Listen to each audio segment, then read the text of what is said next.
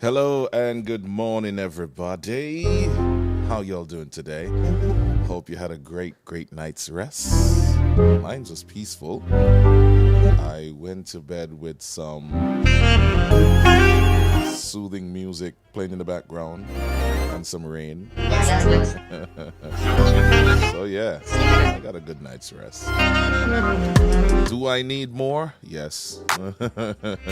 More sleep is always good, because honestly, I am not a morning person by any stretch of the imagination. Me and Manny no work out, so goodbye. So yeah.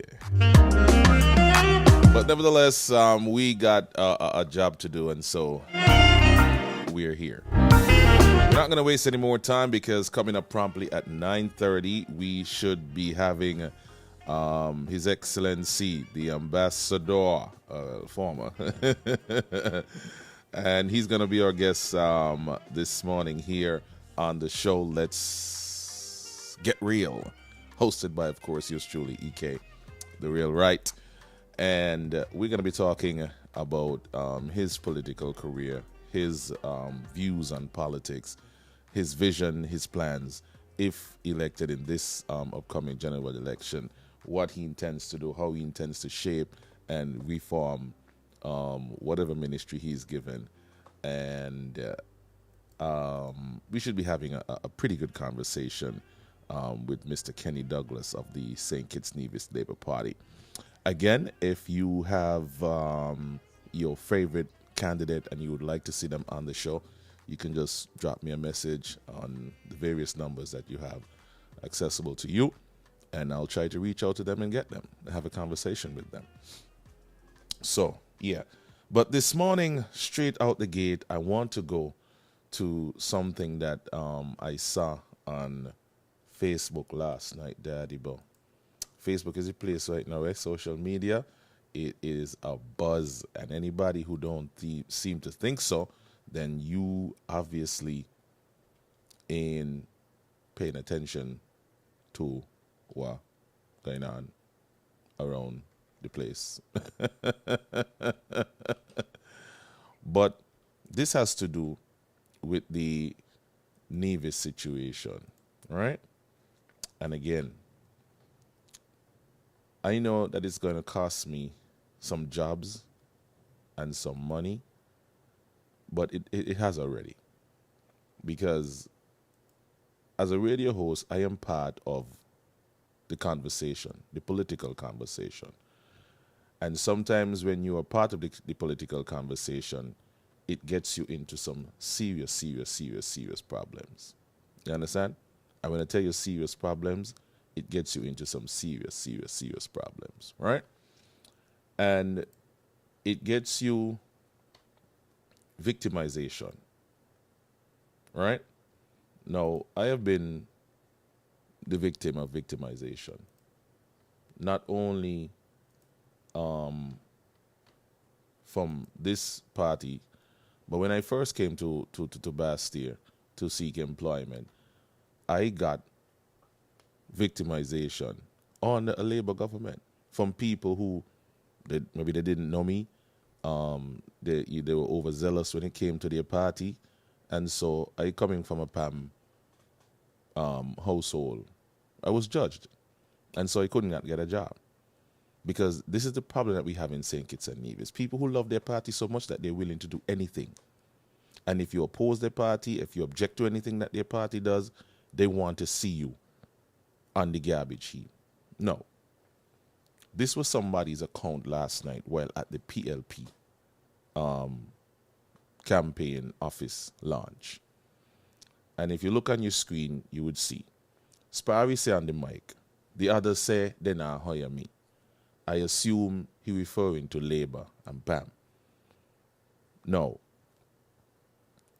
If Sparry is the mainstay for the PLP campaign, their main DJ, I mean, entertainment is entertainment. This just goes to show you how these people really feel about entertainment. Now, why would PAM and Labour say that they not hire Sparry? Just because he play on a PLP platform? Or just because he, criticize them and oppose them so he ain't supposed to get a work? But he gain work from PLP and he gain work from the government, so he good. What about the other DJs and entertainers out there? Right now, the political party is making use of DJs and entertainment. We know how we was treated during the pandemic by this PAM, CCM, and PLP. And then 2020 campaign, bam, they use us again. Lights, camera, action, let's go because our campaign needs to get promoted. But pandemic on, so you can't go play as I like. But I could come in the Marriott and play though. Go out Galaxy and play though. But anyhow, as you can see, it goes on to say, and the same lady next to me who shouted out, and we now hire EK, he will never get a job under my ministry. So the ministry now belongs to her. Remember, I went on one afternoon on the radio station and I apologized profusely to a PS for whatever I said about the government. And I said, Lord, give me a work. It was sarcastic because I don't really want to work for the government. I need it. The government is the only provider of jobs. I don't get my employment from elsewhere and I'm okay. You understand? So if they don't want to give me a job because I criticize the government, that's all right. No problem. So I looked over at her because now I'm curious to know who she be to call shots, such shots. Well, friend, she is a PS, right? A permanent secretary. That's the highest civil service job you could possibly get, I think. The PS. The PS is basically the head of the department, the financial office of any department, any ministry. They are the top, right? So she has blocked me already from getting job in her ministry because one time there was supposed to be a kind of like a launching, so to speak, of a project in her ministry. And the staff was like, okay, if we get EK, we know we get in extra mileage because his social media platform, he on the radio, plus, he personable, he gonna bring speakers and we gonna have a lively time. Now, I'm not the only DJ who could provide that. Well, in that package, yes. You could basically say, in that package. So they decided that the best way to get their message across and the best way to get their product launched and big up is through EK. He reached to the PS desk and I got a phone call. The phone call went like this. Sir, I'm calling you to inform you that I would have advised the staff to make sure that they got a number of quotes, and they didn't do so. They just contacted you only. So we went back to the drawing board and we got other quotes, and we're going to go with somebody else. And he was going on. I said, my lord, just forget this, because I know this was coming. On that same day, I had 3 gigs, that gig and 2 others, right? And I was extremely tired because I had a gig the night before. I think I went to play in Nevis the night before. So I was extremely tired in the morning. So doing that gig in the morning would have mashed me up for the rest of the day. So they did me a favor. You understand? So I said, my lord, I understand. He reached to the PS desk and she see my name and she walk out. Not one called Sparry. So Sparry was called. So that's okay. No problem. You don't have to come here to make yourself a publisher and to lie. Don't lie. Don't worry about it. Everything is going to be okay. Have a good day, sir. Boom. That was the end of that. Come to the agriculture fair now. Now, everybody know every year I provide sound system for the agricultural fair because I put down my system up there and I leave it up there at a very, very, very good cost to the agriculture fair because in my thinking, this is my way of, giving back to my country. So I don't charge them what I'm really supposed to charge. And this has been going on for years. What you would charge for a system like that, for bands and DJs to play on it all day, trust me, is a big piece of money. Me don't charge that because what? Money no really mean nothing to me. Me no run down money like that. Once me could pay my bills and me could look after my little nigga, me good. Me no want no $10 million in my bank account to sit down and do what. So, if I get it, you get it. But me not run it down. Boom. This same PS, this very same PS, call the PS in agriculture to make noise with him, to tell him how you could hear walk, not he.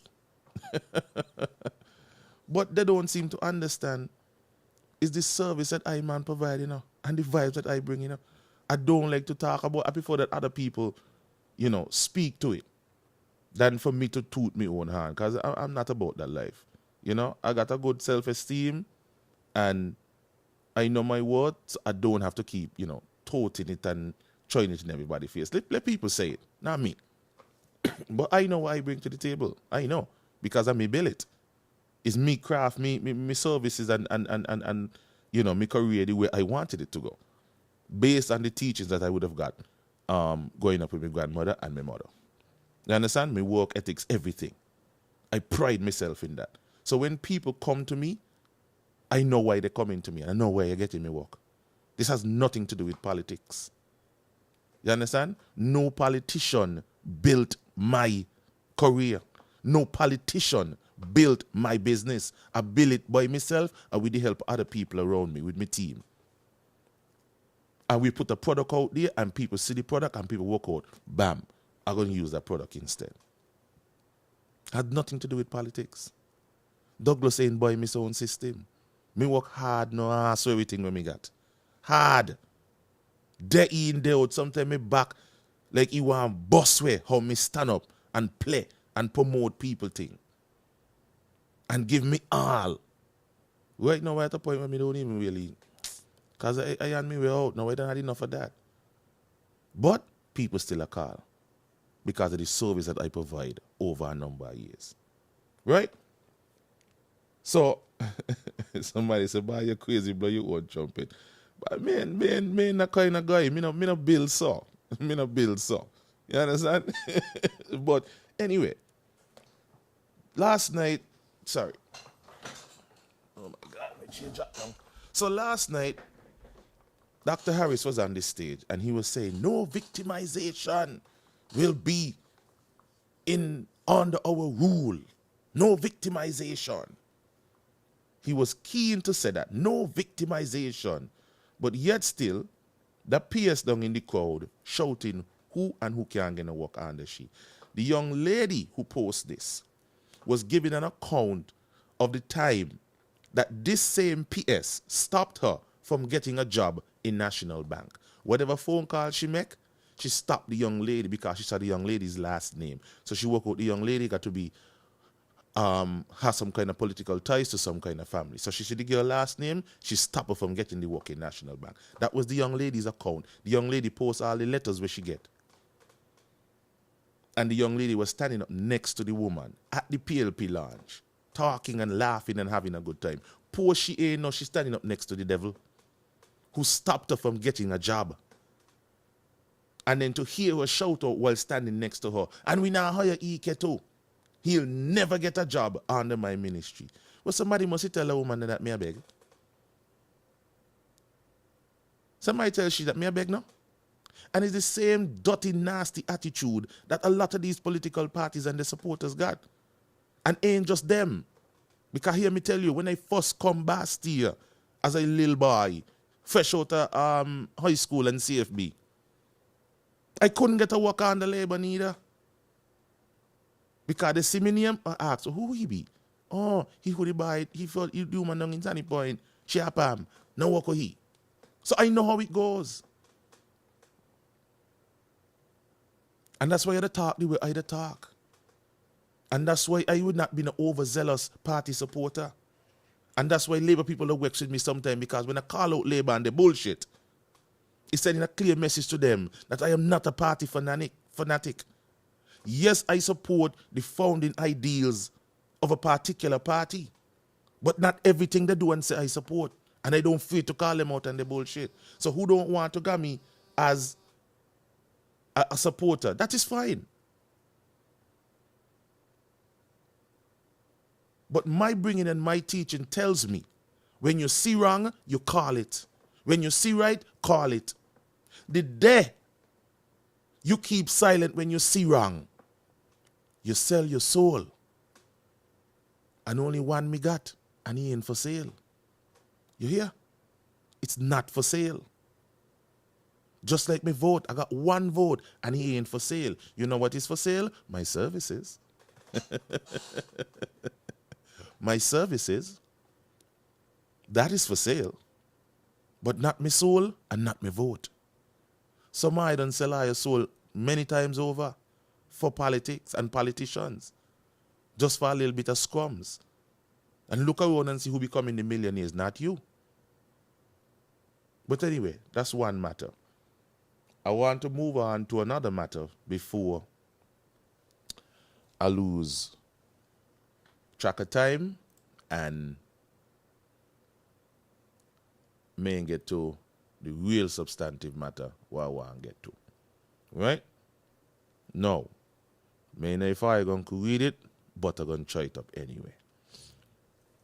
So last night, Sazam Hall posted fear share for Nevis and what happened. Let me tell you exactly. And this post is very long. I don't know where Sazam to go with these long posts, but this is the best thing Sazam post since he come back out of the wilderness.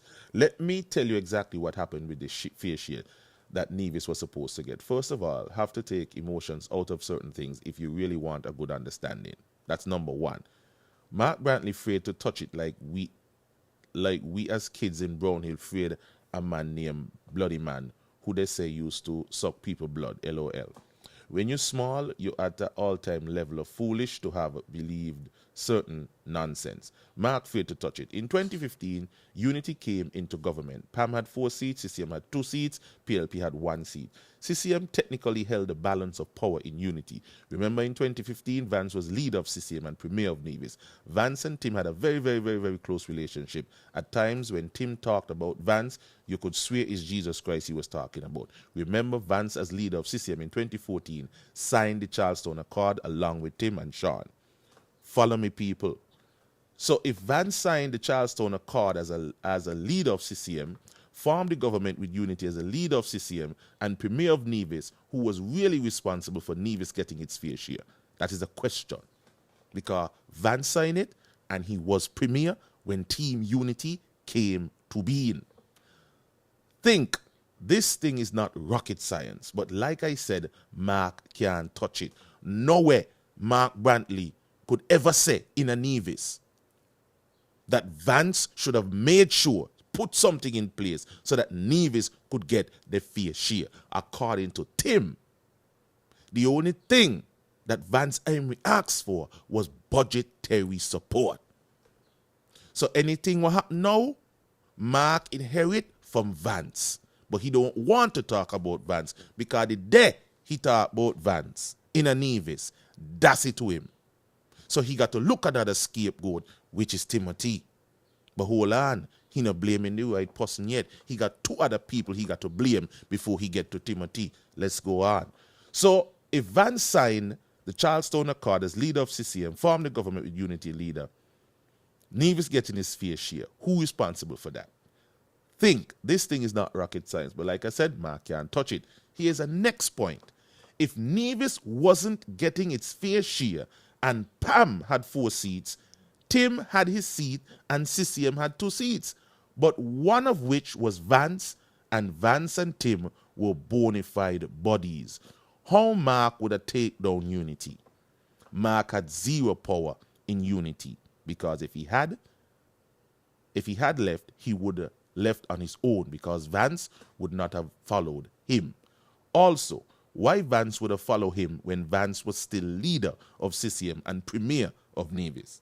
Do you all realize Vance and Tim were way closer than Vance and Mark, even though Vance and Mark were in CCM together? This is the gospel truth. Preach, Sazam. Now in 2017, Vance turned over leadership to CCM to Mark. Then Mark became premier of Nevis. But Mark remained powerless in unity. How?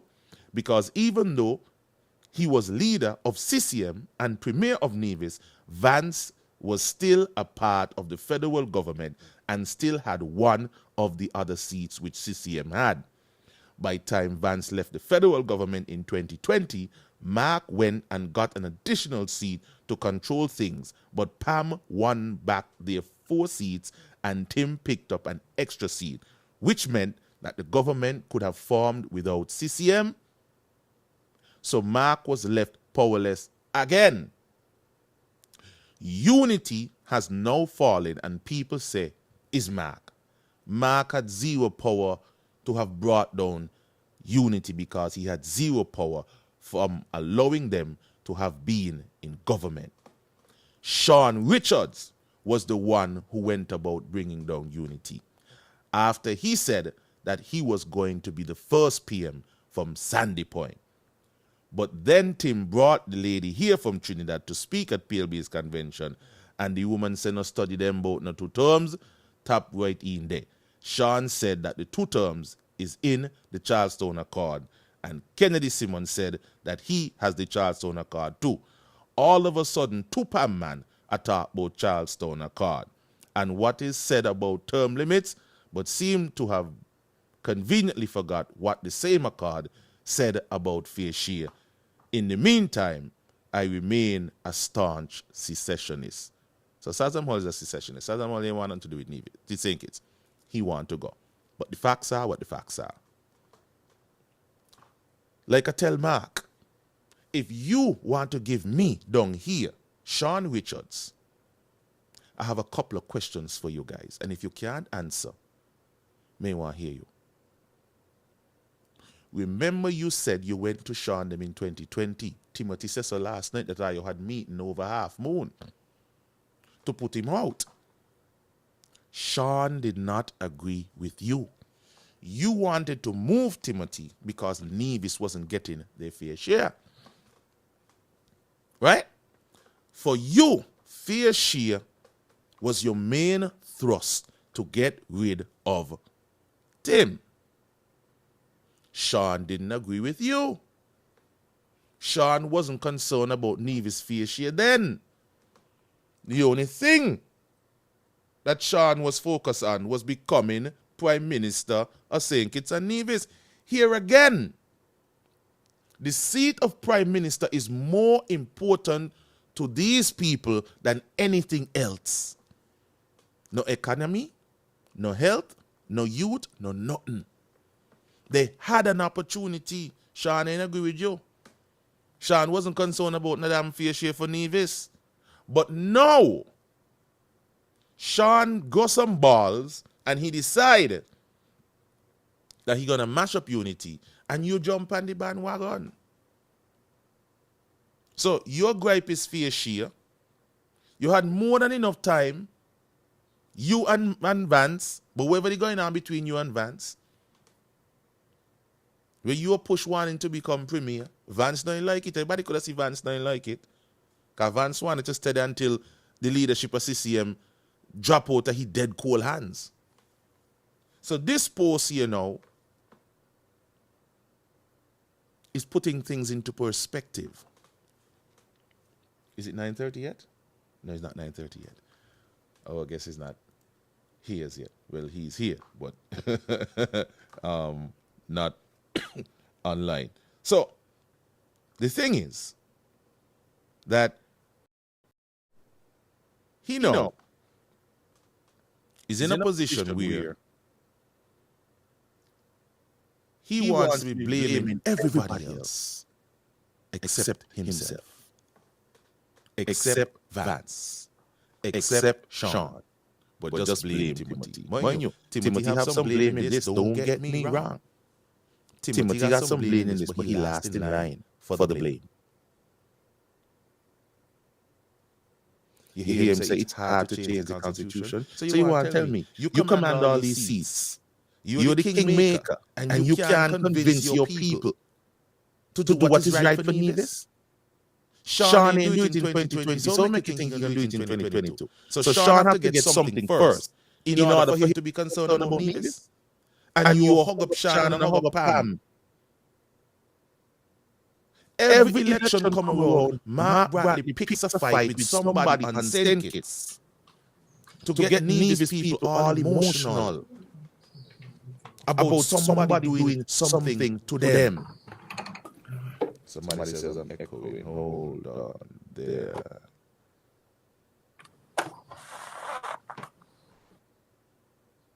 Am I good now?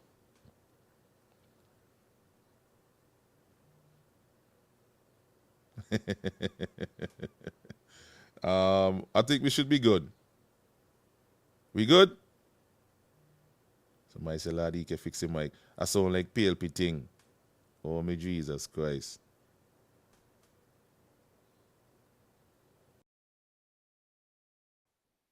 Am I good now? I want to make sure. Did he? Somebody call me. Yeah, so I think we should be good now. Right. So I am saying to people, mark every time election comes around, whether it be federal or local in Nevis, he finds somebody in St. Kitts to blame about Nevis's position. Every time. And Nevis people buy it hook, line, and sinker. When are you gonna ask Mark when he gonna do some real work? When he gonna exhibit some kind of real political, some political IQ? Winning an election is numbers. Numbers, that is. We got 1 minute until our guest comes. And when we guest come, we're gonna shift gears, but we're gonna come back to this thing because me ain't gonna give it up. Somebody say that the move that they make to exclude me out of culture. I mean, anybody could hire who they want to hire. Me not take that they personal. They do it already. That's the pettiness of them. That's the thin skinness of them. That's the metal of them kind of man there. So they do it already when they first came to power, and they're now doing it again because they're asking a couple of questions. For 2 years I wasn't working, and I'm still here, and I survive. So why is a little job from Portugal gonna do to me right now? I don't give a shit. They're doing something to the Nevis people, not me. But guess what? Somebody is gonna fit in from St. Kitts, you know. A St. Kitts sound is still going to fit in with the group I was supposed to perform with, and they're gonna enjoy the damn self. You know what the cultural committee tell them? If they want to hire me, they're gonna have to come up with the money themselves to pay me, because Culturama is not going to pay for me. choose somebody else. But yet these people want to tell you that they love somebody in a sinking. Bye, Mark. Sean no give you fair share. Timothy no give you fair share, but you up there tell Nevis people that a Tim fault. And now join with Sean, who had a chance to give Nevis the fair share in 2020, and he give back Timothy. You come back and give back Timothy. You said Timothy is the best thing ever since sliced bread. Are you said so on me? And this is the best relationship has ever been between St. Kitts and Nevis. And you forget that these things exist. These things don't go on record. Knowing fully well, Vance no put nothing in place for Nevis fair share because he was premier when he signed it. And he signed it. It was his job to make sure that something was put in place for Nevis's fair share. But guess what Vance asked for? Budgetary support. That speaks volumes. I'm going to keep repeating it every single day until Nevis people get it. Every time this Nevis election come around, he blames somebody upon St. Kitts and blame NRP for not joining with him. The same NRP who he not gonna respect for, who he not want. But anyhow, ladies and gentlemen, we have to switch gears and we are going to bring on our guest for this morning, His Excellency Kenny Douglas of the St. Kitts Nevis Party. He's from my village, Sandy Point. Well, my town, sorry. If anybody from Sandy Point hear me say village, Lord, they're going to kill me. The town of Sandy Point, right? So he's going to be my guest this morning. Of course, we're going to have a little chit-chat, and we are going to keep the conversation, as always, very concise and precise. So without further ado, ladies and gentlemen, let's say good morning to Mr. Kenny Douglas of the St. Kitts Nevis Labour Party. Mr. Douglas, good morning to you. How are you, sir? Good morning, EK. I am doing wonderful. What about you? Not hearing you. Give me just a minute. Go ahead. Good morning again, EK. Good morning, sir. I can hear you now very clearly. Nice. Great. So how are you, man? I'm doing great. A little tired from canvassing last night, but I'm doing great. Oh, you was out last night? I have to be out every day, EK. It is very important for me to see the people of Sandy Point every day. I hear you, my brother. All right. Well, for those who may not know you, we can just start off, with a brief introduction of yourself, a little biography, a little history. Tell us a little bit about Mr. Kenny Douglas, the person. Okay, let me first say a pleasant good morning to the good people of St. Kitts and Nevis, the good people out there in the diaspora, those who are listening and viewing. And I want to say a very special good morning also to the good people of Sandy Point constituency number 5, in the Valley and Sandy Point. Kenny Douglas is the last of 15 children. Wow, 15. Yes, the last of 15 children. My mother was Gladys Douglas. People know her as Baby 5'8" right here in Sandy Point. Right. A well-known person here in Sandy Point, she is. Right. Kenny Douglas was born in 1975 on the 11th of February. Oh, you're February born? February born. Nice, man. Continue. Attended the Sandy Point Primary School and the Sandy Point High School. Finished school in 1994. And right away, I had to venture into work. And so my very first job was at the primary school where I taught from 1994 to 2002.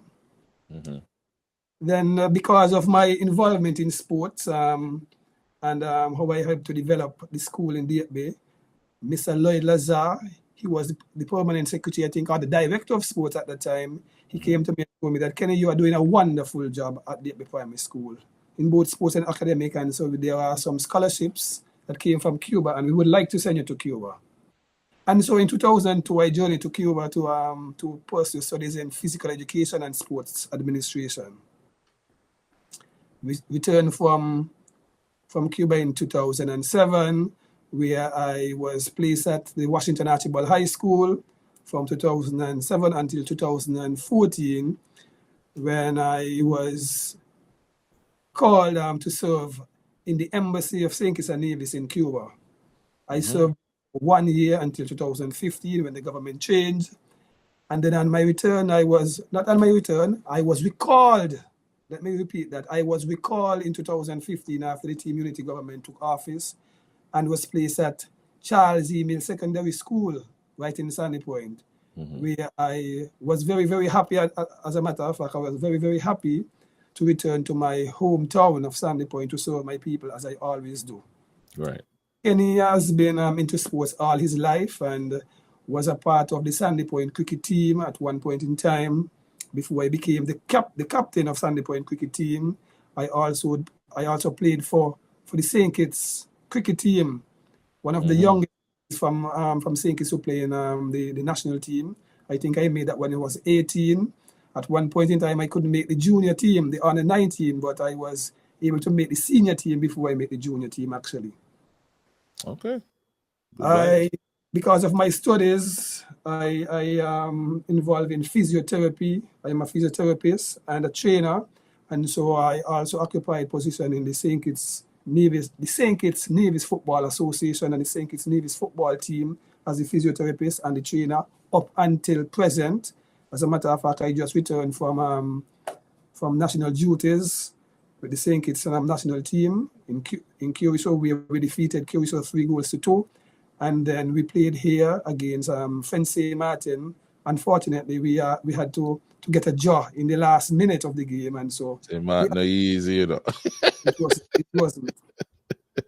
I have served in football also. I serve as a player in the national cricket team. I serve as a coach in the national cricket team. I also serve as a physiotherapist and trainer at Stanford 2020. In my short stint as the coach for St. Kitts team, myself and Theo Clark was the manager at that time. We won the tournament, and we also won the 3-day tournament. So I'm involved in sports. That is what I'm doing all my life. I'm a teacher for 25 years. Actually, I want to mention that also. And so I want the people of, not just of Sandy Point, but of the Federation of St. Kitts and Nevis to know that I have been serving the people of St. Kitts and Nevis. I've been serving the people of Sandy Point all my life. Right. So again, to ask you what's your reason to get into politics now would be my next question. Since you've had, easy. It wasn't easy. It was easy. Yes, very easy. Wow. Having been serving my community of Sandy Point and the Federation of St. Kitts and Nevis in those areas, looking at the picture, the political picture in St. Kitts and Nevis, I always believe that I can do a wonderful job. I always believe that I am a caring person. I'm a people's person. I always want to see the development, the improvement of our people here in St. Kitts and Nevis. And so I decided that I want to serve the people at a higher level. I think if I'm in Parliament, if I'm the representative of Sandy Point, I can improve upon serving the people. I can help to develop the people of St. Kitts and Nevis in a better way at a higher level. And so that is exactly why I went into to politics. I have also noticed that some of our politicians, they are talkers. They are talkers. They talk a good. They talk a good talk, but there are no action really and truly. So as a real action man, I decided, let me go, try to serve my people of Sandy Point, ask them to vote for me. And if I get inside there, I will prove to them that I've been serving them all my life and I can do it even at a higher level. All right. So let's speak directly now to the higher level. You're from the town of Sandy Point. So can you give us an overall picture of what it is your vision is for the development of Sandy Point in terms of 3 main areas I want to tackle, in terms of economic development, housing, and infrastructure? Okay, you have touched on some major points, actually. I go straight for the juggler, my lord. Yeah, because you see, and that is why canvassing the house to house is very, very important. Because one of the main things that we are getting from these people of Sandy Point is housing. A lot of our people, they are becoming mature now, big men, big women. They have children. Some of them have their boyfriend and they have their wives and their husband, all of these things. And they want to move away from their parents, actually. Some of them are paying $700, $800, $900, $1,000 for rent. And I believe that this $6, $7, $8, $1,000 that they are paying, it can be that this can go towards their mortgage. Most of them, or some of them, I realize still in Sandy Point, there are some latrines, outside toilet, all of these things we still have here in Sandy Point. That's correct. Wow. I want to eradicate that completely. And so that is what one of my biggest priorities is, to make sure that we build more houses.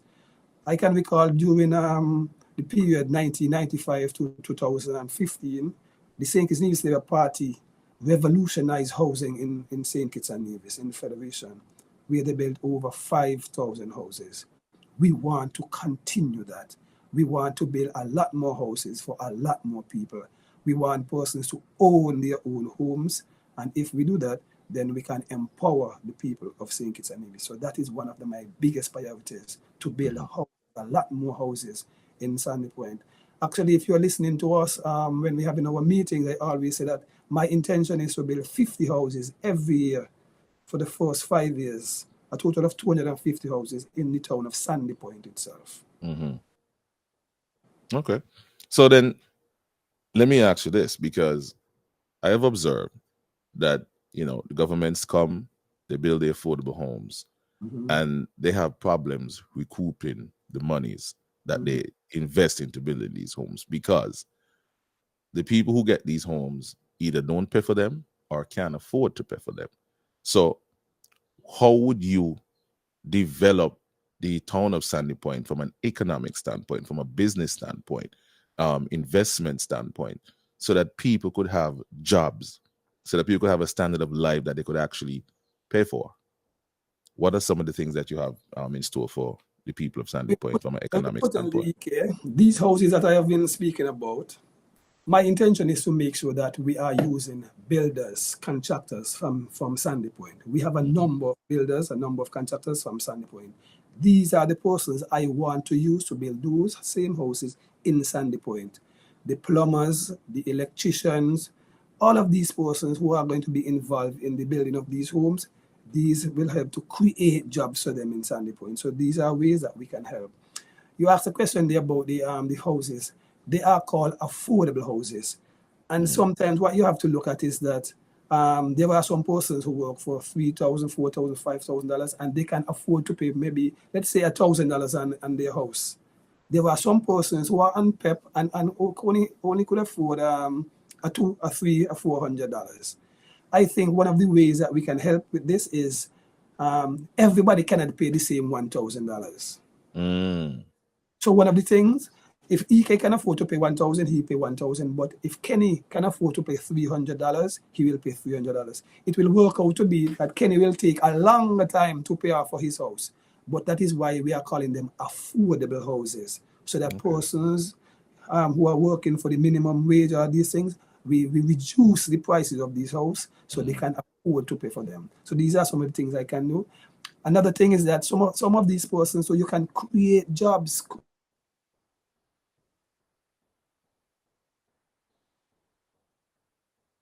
Hello? We lost you there on the feed, Kenny. Subsidized housing. That's what somebody was talking about, and the hubs in America where people your internet dropping out, my lord. Check your internet feed. All right, so until we get back Mr. Douglas on the telephone line, we can just talk a little bit about some of the things that he has mentioned so far. The affordable housing, because this is a problem. And you hear the man say he canvassing and he got people still with shit pit. What? In a 2022? How is that even possible? We had a representative who was the deputy prime minister, and you did not eradicate that? But people want to convince me to send him back to Parliament and government. When my people in Sunny Point still that sheet people. And I'm sure these are elderly people. And it doesn't take the government much to do. Watch. Tango from Sunny Point. Tango is a palm. Everybody know that. We'll see. Everybody know that. There was a lady in Sandy Point who needed the assistance. And these people came to her aid. Other people cry out, why can't we get the same help? But ain't everybody you could help. But it just goes to show you that all you need is a little bit of ingenuity, intuitiveness, and you can do it. The government has access to some great resources. But you want to tell me that and that's why I want people to take part in the census. Put this information on paper. Put how you are living currently on paper so that the government could see what it needs to do. Somebody said, boy, there's a man of Farms Road named Vance. One time we went to visit him, Lord, I couldn't believe that's how people living. And you have ministers of government getting filthy rich. I hope you can get back Kenny as quickly as possible. I think the trouble is on his end in terms of the internet. And you see, this is how internet works in we country. We don't demand tip-top service. You understand? These are things that also need to be addressed. Put regulations in place so that when people get lackluster service from these service providers, there's some kind of thing in place that we could get back some of the sugar cake. I don't know if it's a company policy, but we need stricter regulations on these companies. But no, every minute and so you go out and you put on stricter regulations on the drivers of St. Kitts and Nevis. But the companies allowed to knock us about how they feel. Anyhow. So, again, people take part in the census. Provide the information so that the government could know what's truly happening on the ground. So that we don't have politicians out here talking about we are doing better than most. Our economy is this and our economy is that. And people still out here shit people. How? Yesterday I spoke passionately on my afternoon show about programs for the elderly, programs for the poor, real programs for the poor. Everybody fight over this pap, this pap, this pap, this pap. And when you look at some of the people who are on the pap, and you still look around and you see Carrie just said she went by a man of Farms where you can't believe how the man live. When I was doing my food drive and I saw how some people were living, I was like, what? In a 2020, 21 and 22? Really? And then you have all this money coming into the CBI. And what are they using it for? The big business, them, the multi-millionaires who got access to millions, getting help. People who done millionaires that get big jobs. And you still got poor people in different communities. You're supposed to be on a drive to eradicate poverty. Nobody's supposed to gonna shit pit in a 2022 regardless. And we country so lucrative. Surplus after surplus. But who money be? No we money. So who you supposed to spend it back on? No we. That's why I tell you these politicians lazy and they lie. Lazy and lie. Bad. Things could be done. But then again, they go look after you. They go look after their own self. That's why they can't find the time. You hear what Timothy said last night? He want people in his cabinet who ain't focus on their own business, but the business of the people. Go Taba, you say what Taba develop. Sean was the deputy prime minister for 7 years. What's the point? Just how you left it? I just saw it be. A few people get some work in Skillet. That now Skillet look like Espilec, and that is good. That is fine. Put your people to work. No problem with that. But make it something sustainable. Because now see they say Skillet Banco. I don't know. 3B, they must know. I don't know. Somebody said come on in Sunny Point all of a sudden. I must stop it. Come on, God. Oh my God. Well, okay, I'm getting a call from the ambassador. So let me go and take a short break and come right back.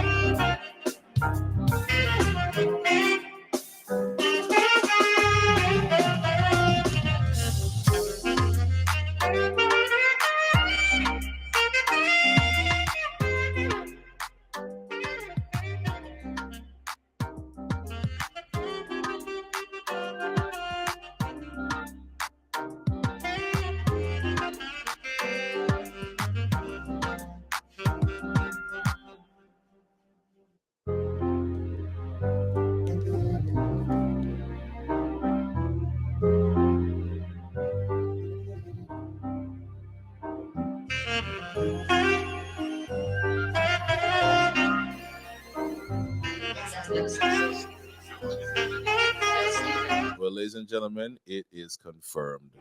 Current Ghanaian at any point. This man in here. What story it is?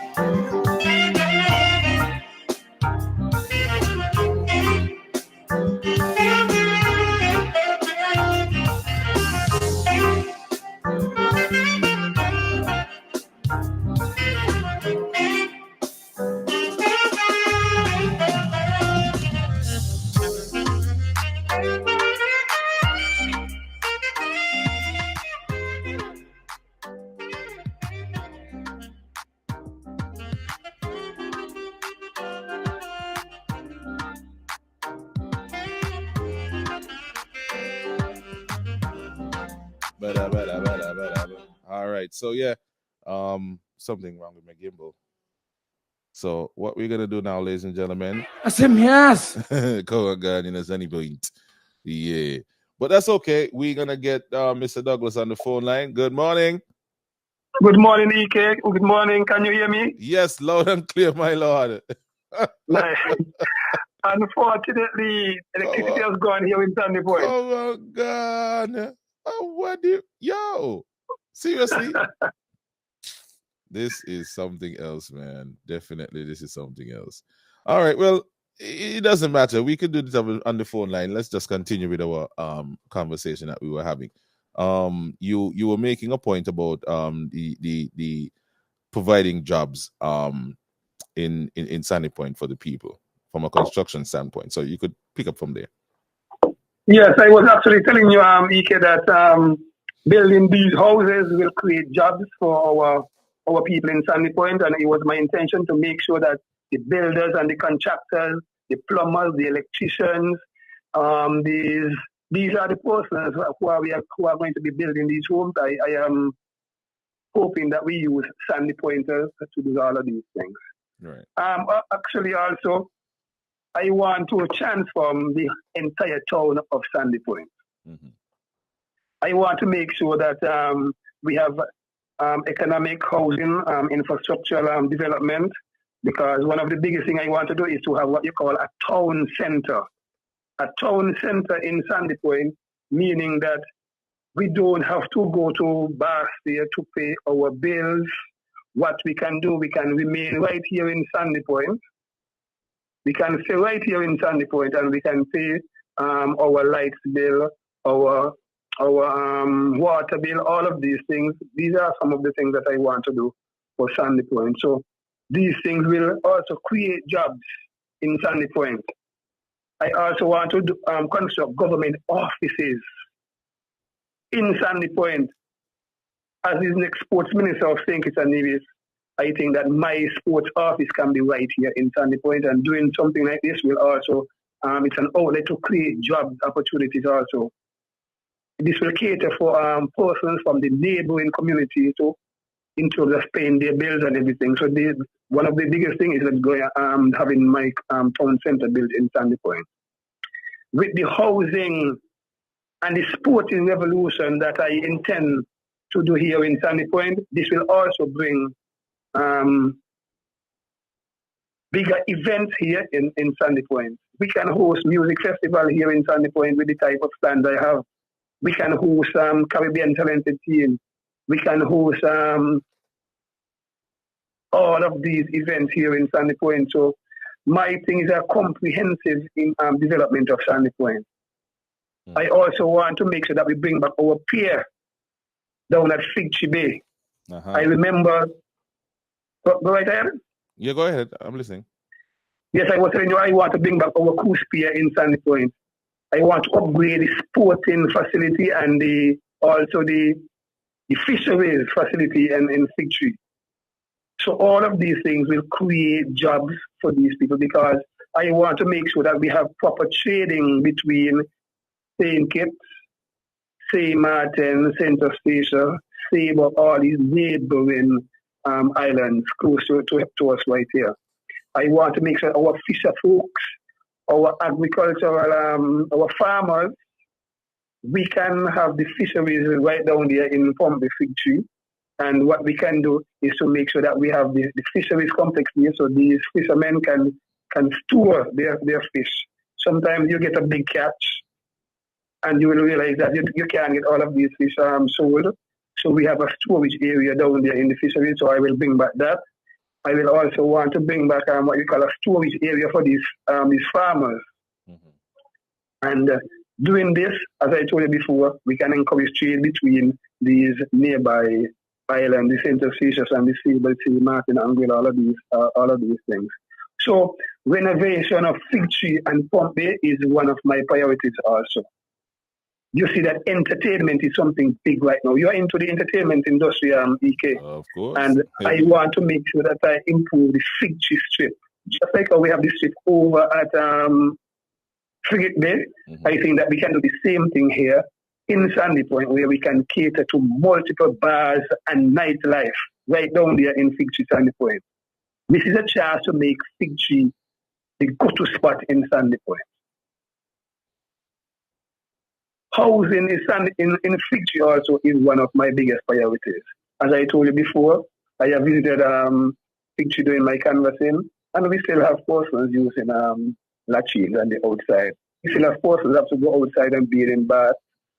We still have people going out and have their kitchen outside. I want to eradicate that completely in Sandy Point.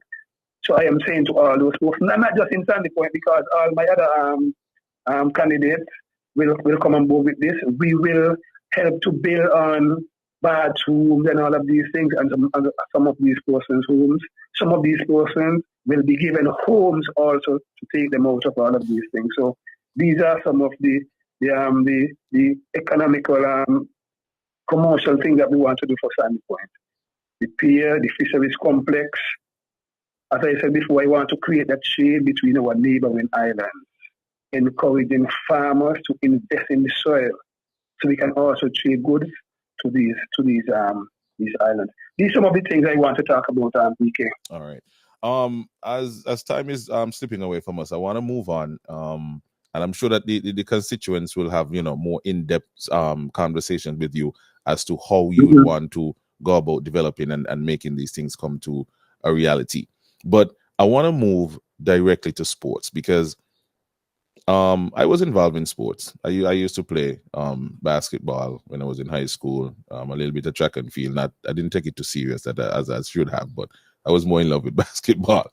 But sports to me is something or an avenue that I think that we can do a lot more of. You coming from a sports background, I would want to ask you specifically, what are your plans with regards to the development of sports in the federation? When you win your seat, when you get into government, do you have a federal sports plan that you intend to implement? And I would like you to speak to a program that you could identify, sportsmen and women at a very young age, right? The first is the identifying of the talent. The second is to put the talent into a program and develop the talent over a period of time so that they can turn into, international stars like Kim Collins and Kayamba and Atiba, and reach to the levels that, people like Chris Gayle and Usain Bolt reach to. I think that we have the potential here, but what is lacking is a program to identify these people and to invest in these people. So what are your plans for sports? See, I give you a little something. You're gonna owe me $2 for that, eh? But go ahead. I wanted to know. I wanted to know if you. I wanted to know if you are my advisor really. Well, you come at me advisor, ain't the problem. Well, of course, you're person that we want on board. You have a lot of ideas. Indeed, my brilliant Lord. ideas too.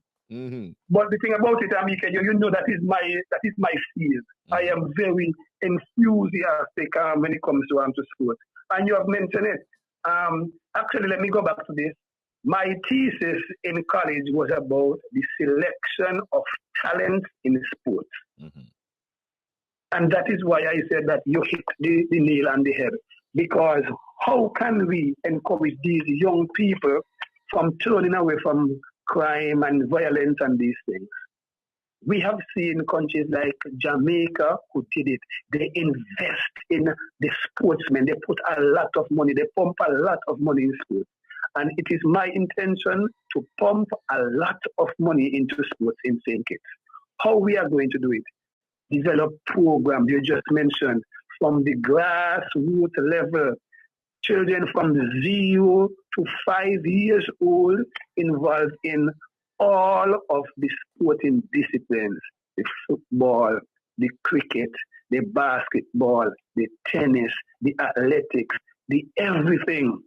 We want to make sure that we have qualified coaches. So we are going to ensure that these coaches are qualified. We are going to make sure that they have the proper training so that they can help these children from an age of 0 to 5 years old so they can develop all of their motor skills. We also have to make sure that we invest in things like gym, because physical education is the base of all sports. Physical education, that is what I studied in Cuba. And we want to make sure that all primary school, secondary school, and tertiary education, they are involved in physical education. They cannot do anything without physical education. So nobody will just be doing just academics alone. We will make sure that we invest in that so that everybody can be involved. So all of these sporting programs will get on stream. We will bring back on the 13 football, on the 13 cricket, on the 13 this, on the 13 that. We will develop all of our sporting facilities. We will make sure that we have proper dressing rooms, change rooms, proper toilets, proper eating areas. I must mention that the West Indies Cricket Bowl, or now the Cricket West Indies, they came right to Sandy Point.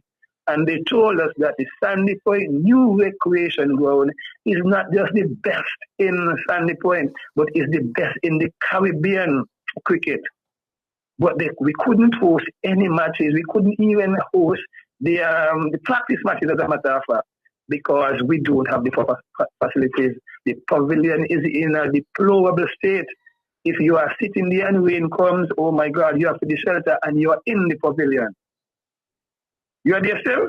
I'm listening to you intently, my Lord. Yes. Mm-hmm. Okay. And so we have to make sure that this is one of the biggest things I want to do in Sandy Point. I will upgrade our facility right there. I was at Sports Day, EK on Saturday for the Charles Email Secondary School. And I stood in the middle of the field at one time and I look around. The hill that we have up there is strategically placed, in my estimation, for us to have bleachers right there where persons can sit and look at these games, look at the athletics comfortably. I will bring that to Sandy Point. I want to talk about the vast room for spectators. Spectators told me they have to run home before the sports were over because they have to use the bathroom and they can't use it. Some of them decided that they will go behind trees, go behind vehicles. Some ladies form a circle and the one between doing her thing. We want to stop that completely.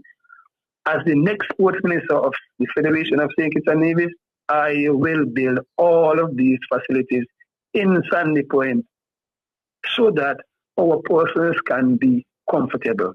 Here I want to talk about incentives.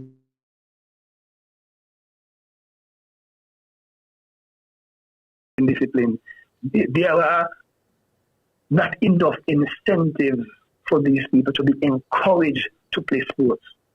I want to make sure that one, that all our sportsmen insurance. So in the event if they are injured during the sport, they will be well taken care of. I want to make sure also that when we have our different programs from grassroots to under 13, to under 15, to under 20, and the seniors, these persons are given stipends where they can purchase their gears that can help them with this and help them with that. These are some of the things I want to do. When they get to a national level, you heard Jason Rogers talk about his struggles when he was overseas, and nobody was there. Even though a Sandy Pointer was the sports minister at the time, nobody was there. You heard him talk about his struggles in Jamaica, how the Jamaican athletes had to give him this and give him that. They had to feed him. And I know he has a lot more to talk about. As the sports minister, I will make sure that these persons are well taken care of. Their stipend that I will be giving them will be much more so that they can pay for their tuition, they can buy food, they can buy gear, so that they can take care of themselves out there, so that they can be training in comfort. These are some of the things I would like to see. The sports ministry, when I'm the Minister of Sports, will partner with all the sporting associations, the SKNLP, the Football Association, the Cricket Association, Netball Association, Basketball Association, the Sports Ministry, the Sports Department, and these associations, we will have partnership, we will work together, we will pump a lot more money into sports so persons could be encouraged to participate in sports.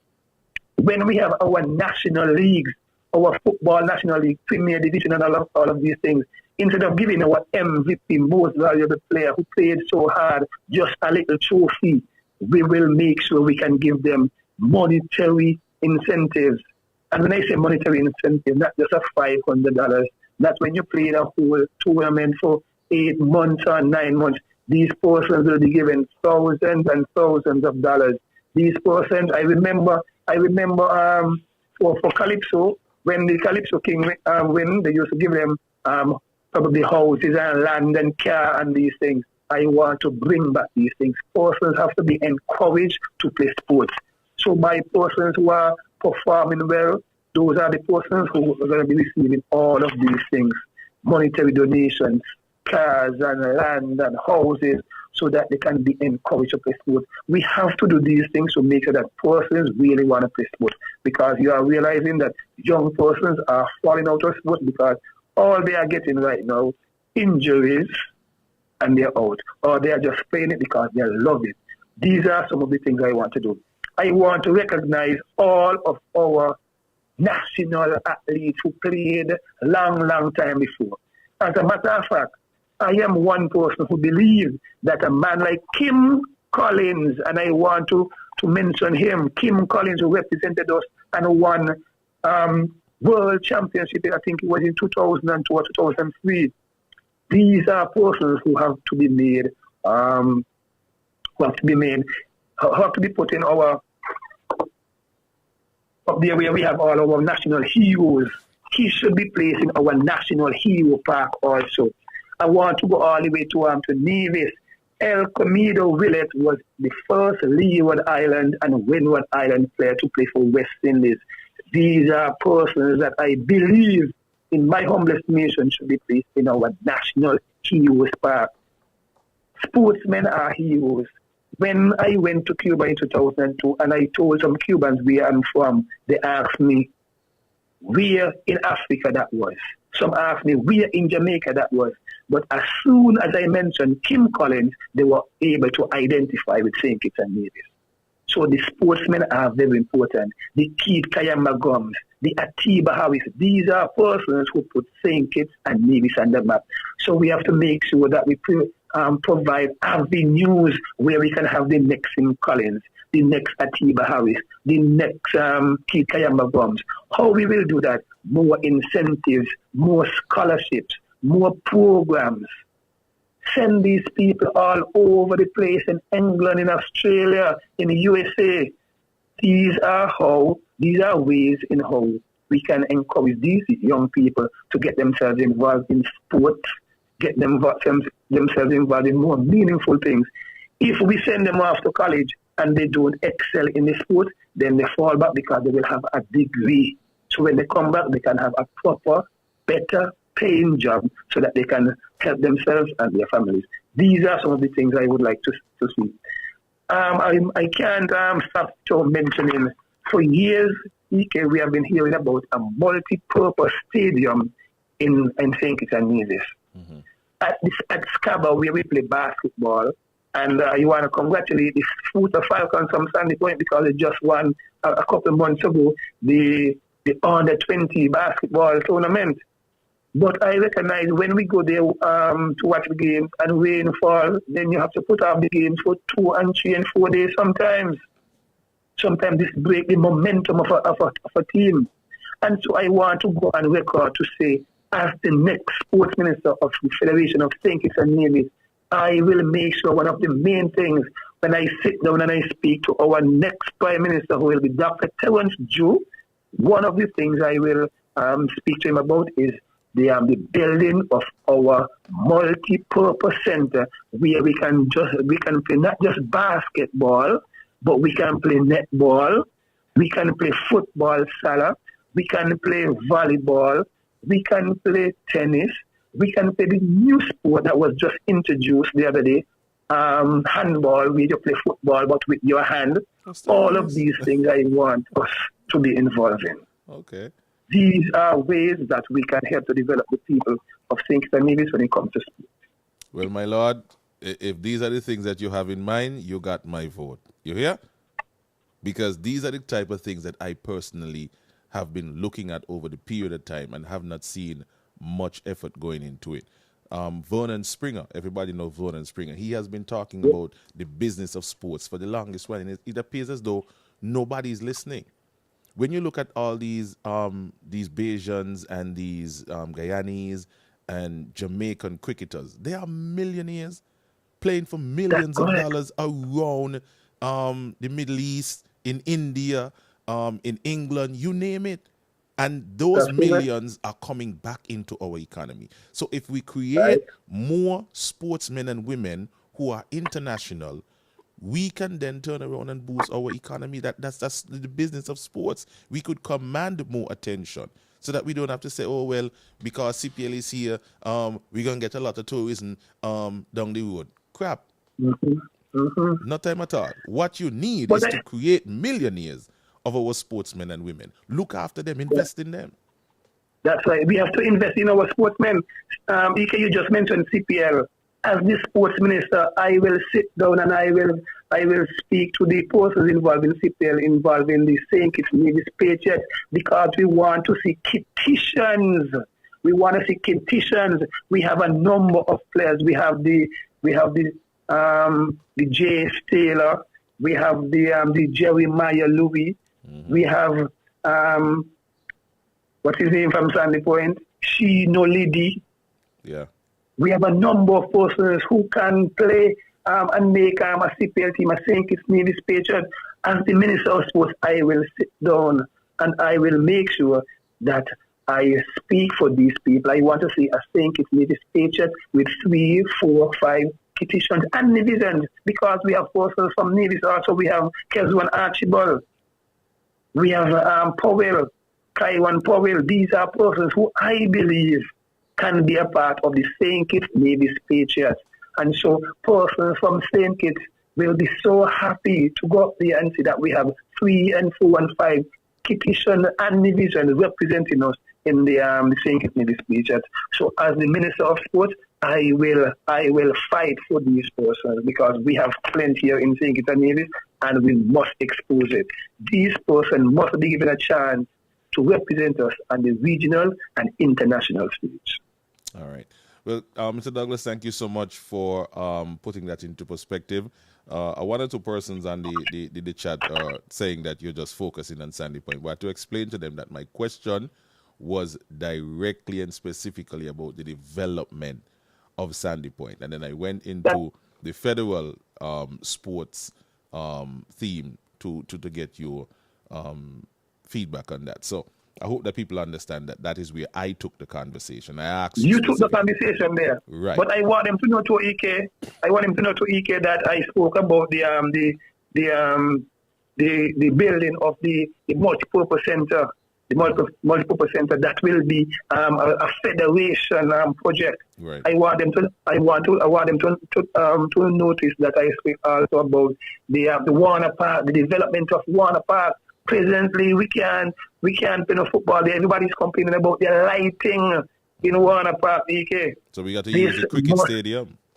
We had to use the cricket stadium because the football stadium, the lighting is very, very poor. FIFA has said to us that no international or regional tournaments can be played right there.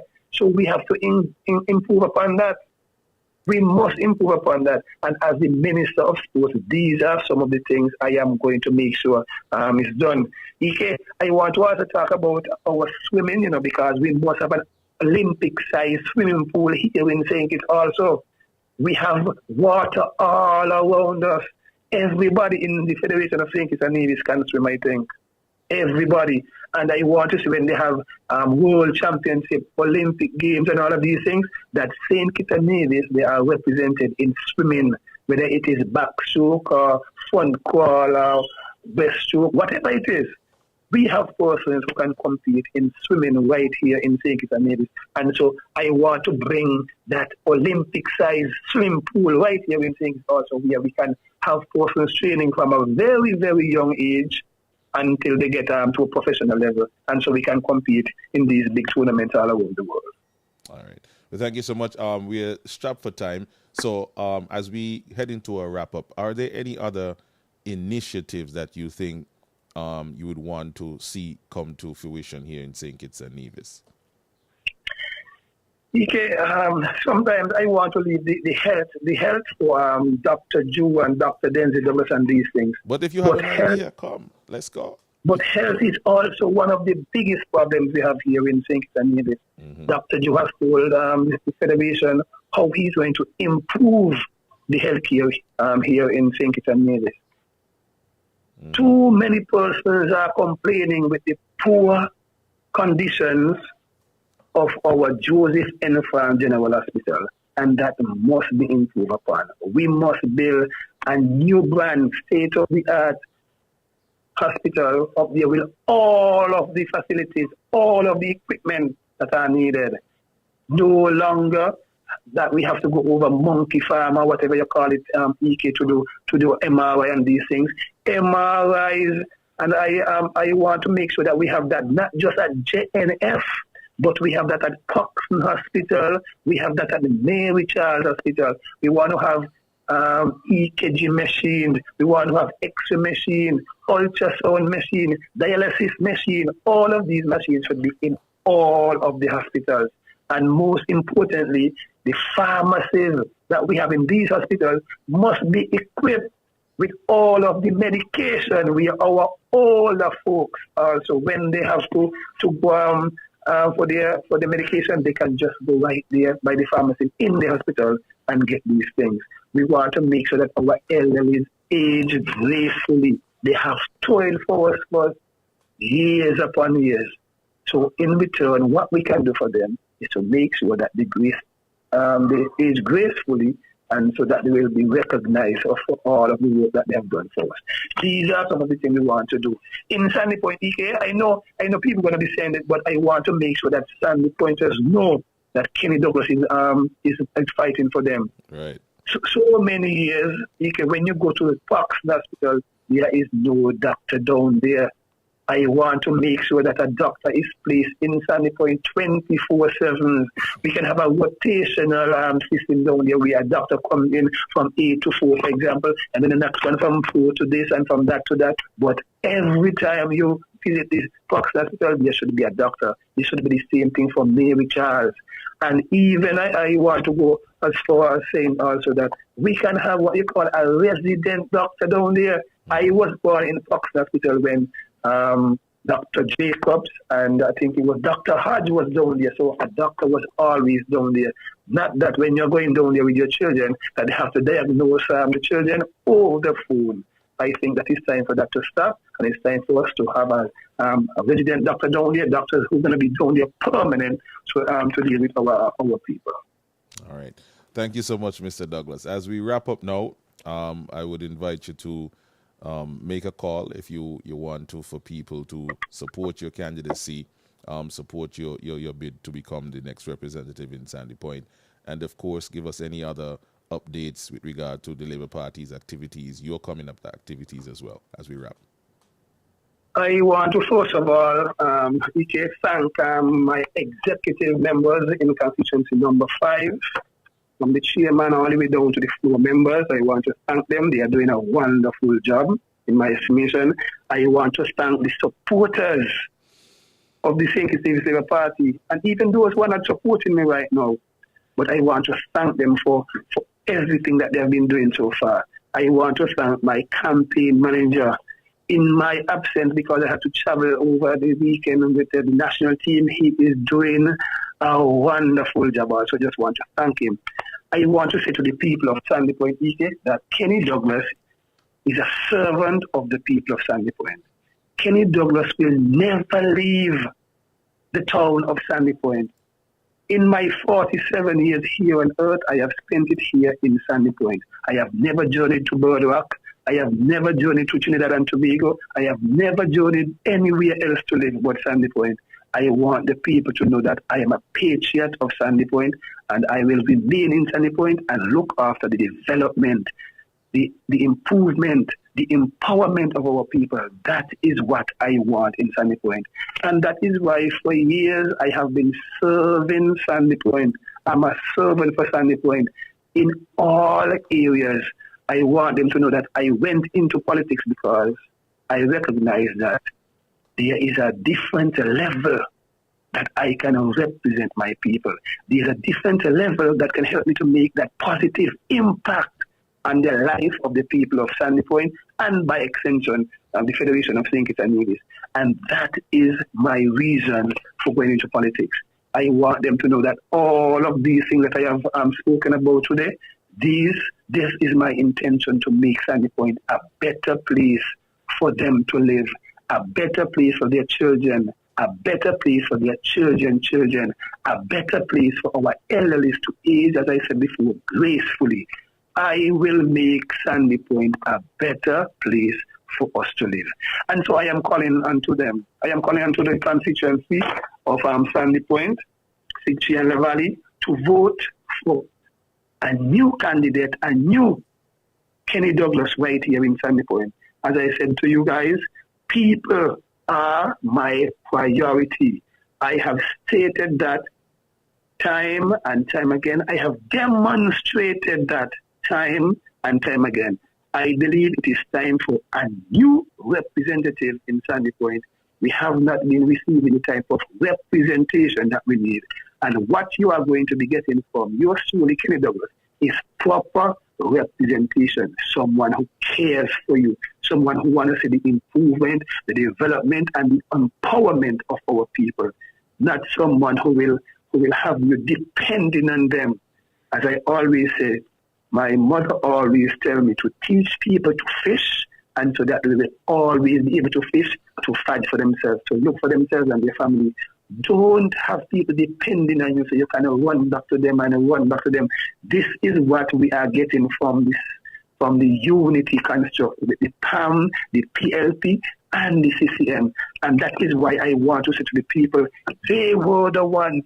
Sean Richards told the people of St. Kitts and Nevis that they have failed us. That they have failed us. And why is it we want to bring back failures to run the affairs of St. Kitts and Nevis? Timothy Harris was the leader of that failed unity construct. And I don't want people to forget that. Timothy was the leader of a failed government. We have to let him know that he has failed the people, not just the 6 that was fired. Remember, the 6 fired him first, and then he turned around and fired them. He has failed the people. Sean Richards has failed the people. Mark Bradley, they have failed the people. These are 3 failed leaders. And so I want to impress upon the people of St. Kitts and Nevis. Elect a St. Kitts Nevis Labour Party. A St. Kitts Nevis Labour Party with the likes of Conrad Jeffrey Hanley in number 1, Marsha in number 2, King Conris in number 3, Samuel Duggan in number 4, yours truly, Kenny Douglas in number 5, Dr. the Honorable Denzel Douglas, who have demonstrated over the past 33 years that he's a statesman, Leonata in number 7, and our next Prime Minister, Dr. Terence Joe. All of us. And you know why I love my party so much, EK? When you look at our candidates, these are candidates who have been serving the people of St. Kitts and Nevis even before they entered politics. So it is not about politics. It is about the service to our country. And that is why I love my people so much, my St. Kitts Nevis Labour Party. And so I want to say to the people of Sandy Point, vote for Kenny Douglas on election day. Kenny Douglas will bring better representation to you, the people. Kenny Douglas will bring betterment, improvement, empowerment to you, the people of St. Kitts and Nevis. And I can't go EK without saying to those persons who talk Spanish, those persons from Cuba, Venezuela, Dominican Republic, they need to know also, EK, that in 2015, the Team Unity Party rounded them up, put them over in the fire station, want to run them out of St. Kitts and Nevis. And now, just for a vote, they are offering them all sorts of things that they never offered to the local here in St. Kitts and Nevis. I heard a little voice note the other day with a guy from Guyana telling them all what was discussed in the meeting that he had with Timothy Harris, all of the incentive that they are giving to Guyanese because they want to vote. But he went on to say, EK, that these things were promised in 2015. They were also promised in 2020, and nothing happened. So these persons, I love to say, there are a lot of talk shop with the Timothy Harris, a talk shop with Sean Richards, talk shop with Mark Bradley. They are just talkers. I want you to vote for persons who are action persons. We are action persons. You can see it from us from an early age. And that is why we are here. That is why the St. Kitts and Nevis Party is the better party, the best party to run this country. We want to bring stability back to our Federation of St. Kitts and Nevis. With our Dr. Terence Joe as our next Prime Minister, you will see stability here in St. Kitts and Nevis. I want to say finally to my people, with the St. Kitts Nevis Labour Party, you will see a better day, a better way with our St. Kitts Nevis Labour Party. I want to end by saying that, EK. All right. Well, Mr. Douglas, thank you again for your time this morning. Yeah, we had a little mishap, but nevertheless, it ended pretty good. I was hoping that we could take some telephone calls, but you're occupying the only line that we have available to us at this time. No problem, EK. I want to say thank you very much. And I want to say thank you very much for having me also, and I'm always looking forward to being here. All right, my lord. Have yourself a great day and continue your canvassing. Canvas. And make sure you check the list, check it twice, and then check it again. That's correct. That's correct. I will do that. Thank you so very much. All right, take care, man. Have yourself a great day. So, folks, no problem. You too. That was Mr. Kenny Douglas of the St. Kitts Nevis Labour Party, and he is the candidate for constituency number 5. Pretty good conversation, if I do say so myself. He knows what he's about, and you can see where he really and truly wants to bring a difference. What you're hearing from the other side is a lot of who do this and who do that. All them complicit in it. All them need to go home. All. Every last one of them. All them.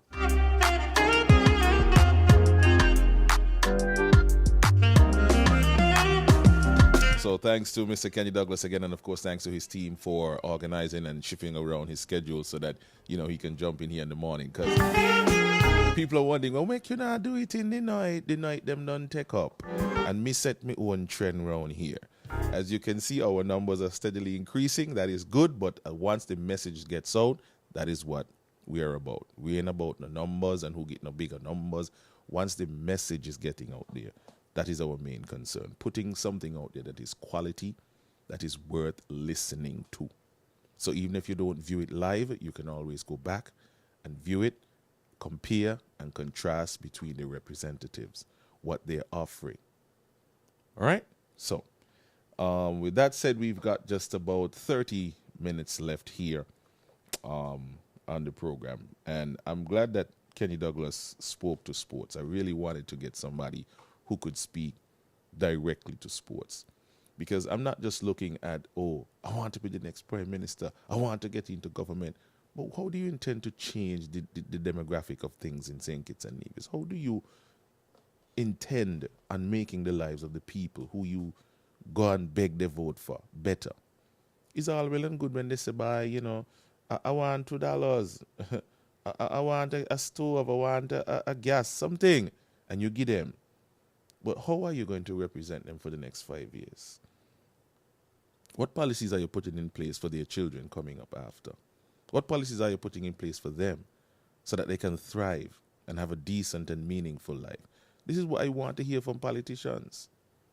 We have seen team unity at work, and it was a hot, stinking mess.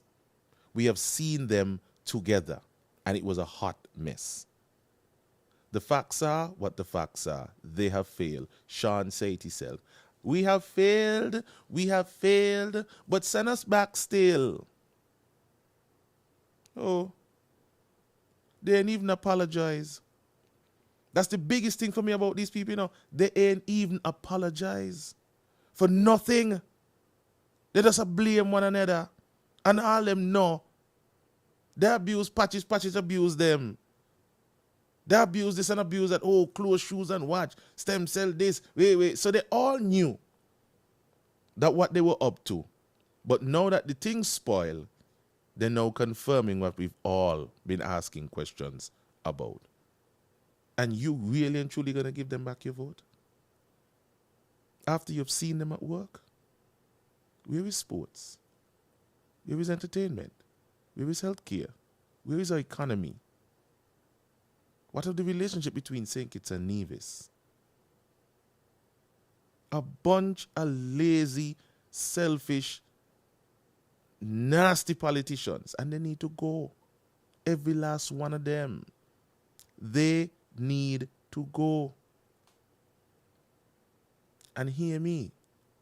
And hear me well. And this is for the people in labor. Don't think that you're going to come to power and go on no vendetta trip with anybody. Otherwise, I'm going to talk about all of you until my tongue drop out. And no some mine have no shame because I feel like once I get in power, nobody could do you nothing. But it going to slowly come to a time when people ain't going to take all your bullshit no more. There's going to come a time in this country where people are no longer going to accept the victimization from somebody who feel like you is bestowed with some kind of, exaltation in power and prestige just because the party that you support win. If Labour is taking a stance that they ain't going to hire Sparry because he might be a PLP, well, they're going to hear from me, I mean, I have the right to hire who I want to hire. Just like how PLP have the right not to hire me. But I would be a damn hypocrite if I don't say something about it. I will be a damn hypocrite if I don't say, well, why this person can't get work just because they're this and just because they're that? What the politics got to do with the service that they offer? So whoever got the kind of mentality there, done with it, you know. Even if you think it, keep it to your damn self. Don't utter it. Like the PS who down in the code shout out, no work with EK. She bold. Suppose EK was a different man. Suppose the work the way she stopped me from getting it was depending on it. And it caused me to either lose something, whether me boss, me car, me children them can't pay the school fee, they get put out of school. Suppose I was depending on the money.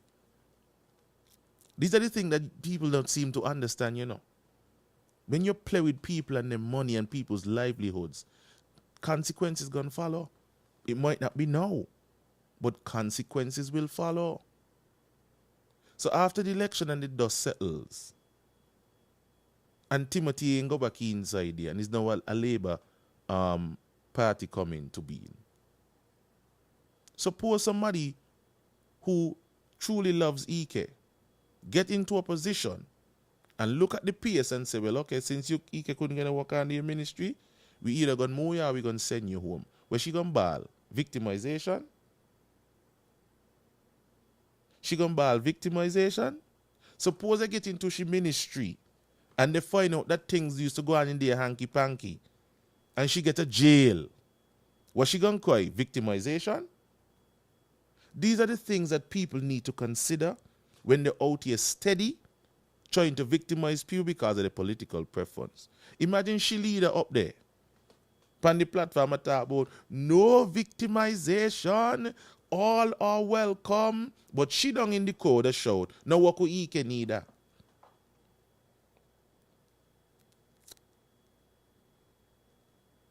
There come a time in this country where people will not be accepting the bullshit that some of you people in high position want to dish out.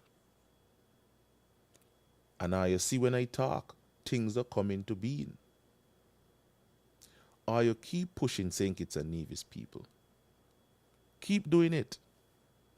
Because there come a time when somebody ain't gonna accept it.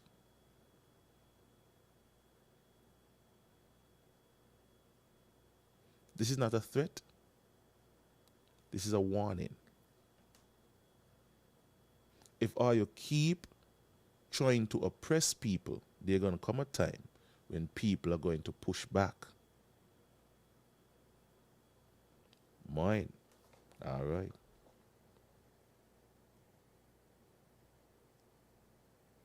A lot of see problems going on here.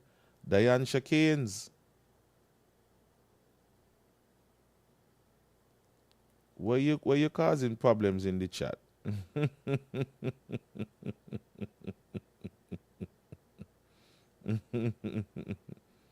EK, what of many misappropriations that would have happened? What say you of that? Should people be held accountable? Tanya, of course.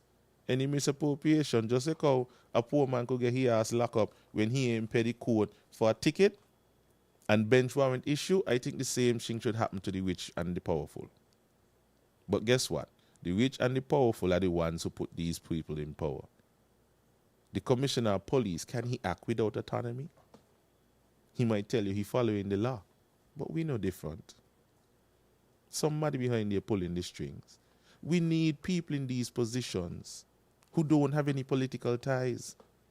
I don't think that the government's supposed to be dictating who our commissioner of police should be. The commissioner of police should be a position where you probably elect the person, let the person vie for it so that they're answerable to the people and not the government. Yeah, the government to pay your salary, but they pay it with taxpayers' money.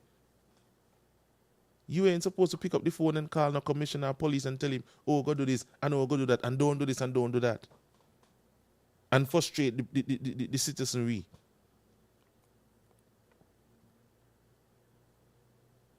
We had one year who never used to take no nonsense, and now we abuse hello to him. C.G. Walwyn.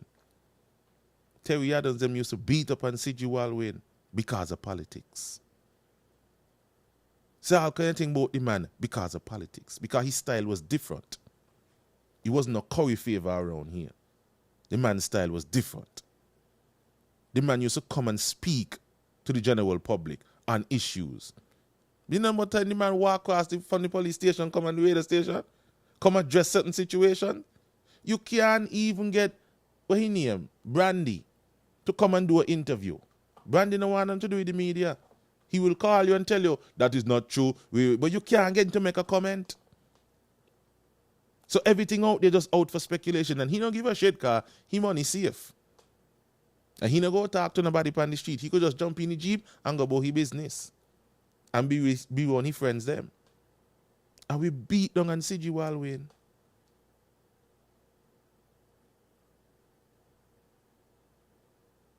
Oh, what he done do to the criminals, them wasn't nice. It's somebody's son, it's somebody's daughter. If you're a damn criminal, you're a damn criminal. You have a choice. Like the other day, they shut down the courthouse, right? And somebody messaged me and said, EK, you need to bring light to the fact that the courthouse shut down so some people can't get bail. Okay.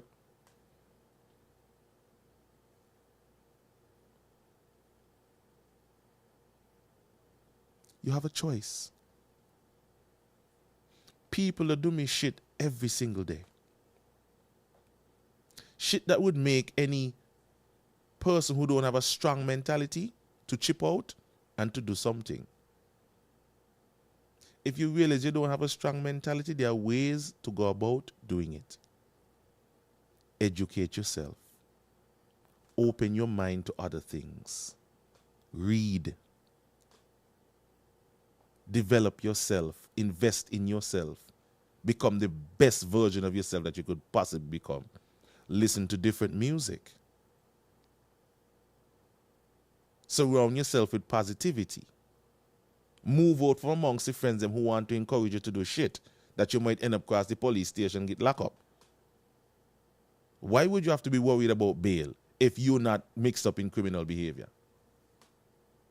The laws of the land are the laws of the land. You do what you need to do to keep yourself out of jail. The courthouse shut down. Got down there full of mold. Who's responsible for that?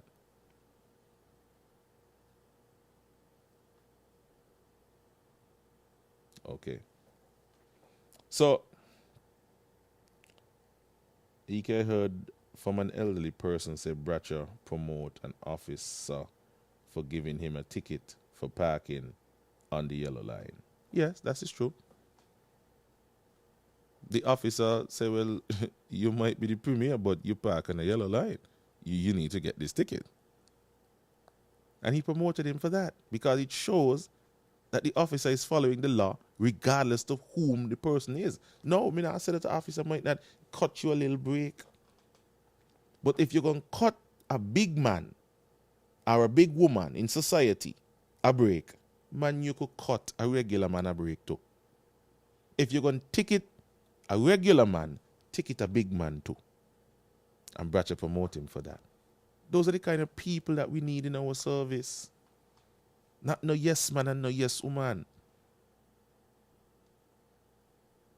And the politicians need to do a better job of identifying these persons and getting them into the system. Not just a bag of people who, oh, I love me minister.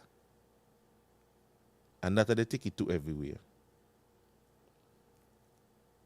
The difference between Bratcher and Timothy. Remember Timothy went pull up to, I think, what the camp?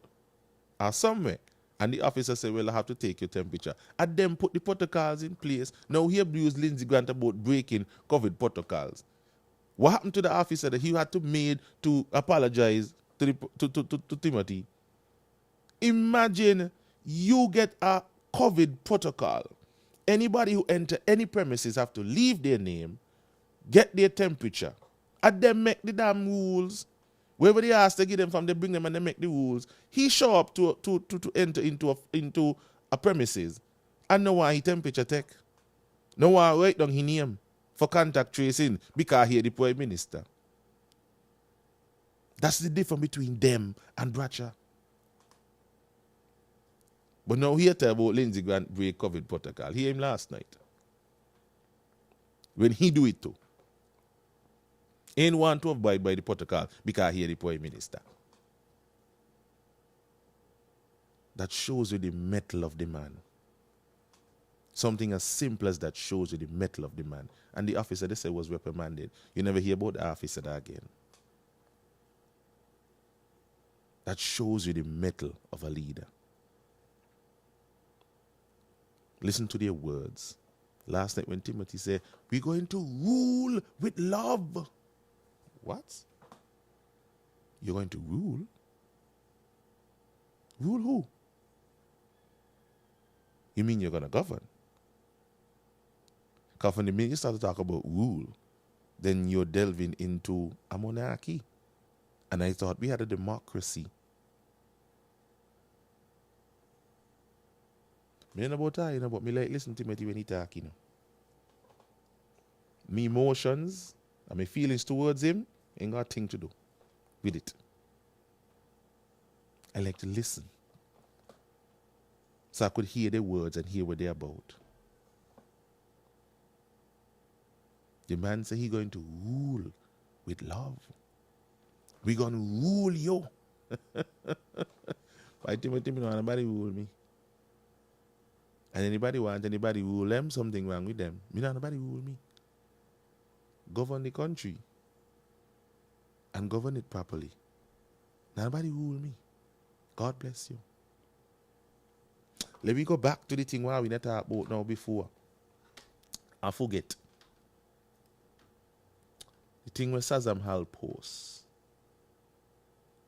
Mark Brantley has been allowed to get away with the longest while of fooling the people in Nevis and getting them all antsy and up in their feelings. An elderly man who was around back in them times there say as long as he has been alive, he has never heard Bratcher say that he intends to give a bad in a bone in a rice and a pepper in a soup. A white man is who write that. Because the white man wanted problems between St. Kitts and Nevis, whatever his reasons were.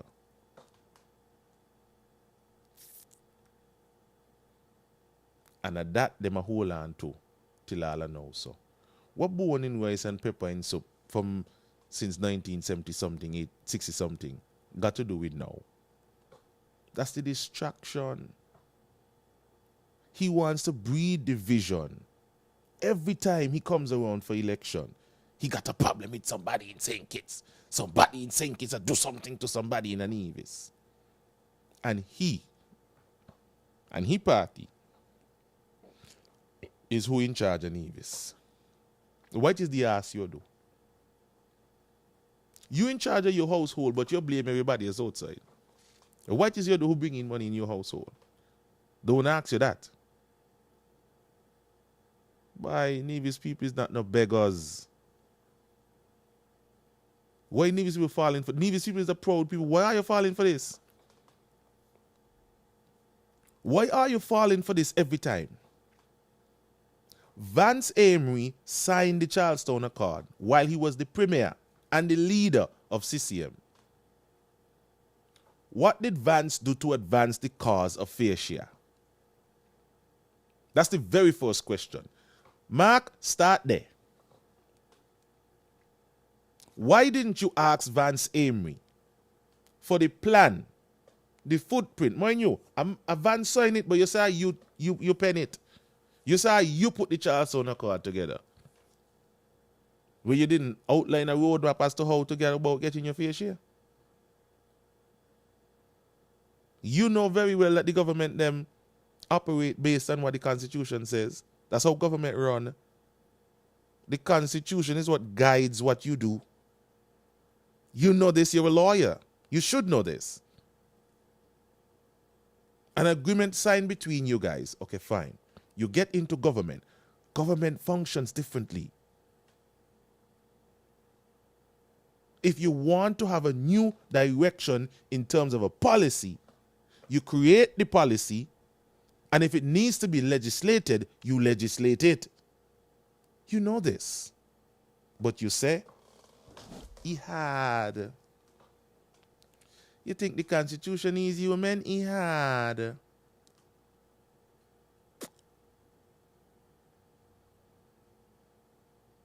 The Constitution is clear as to what you need a two-thirds majority for, to amend the Constitution. You could introduce a law. You could introduce an act. The Constitution 110, it speaks to revenue sharing, taxable revenue sharing. If you want to amend that section to include non-tax revenues, revenues that you generate that you don't tax the people on, then write the bill, no partner. Circulate the bill, no partner. So that you could see if Sean with you or he not with you.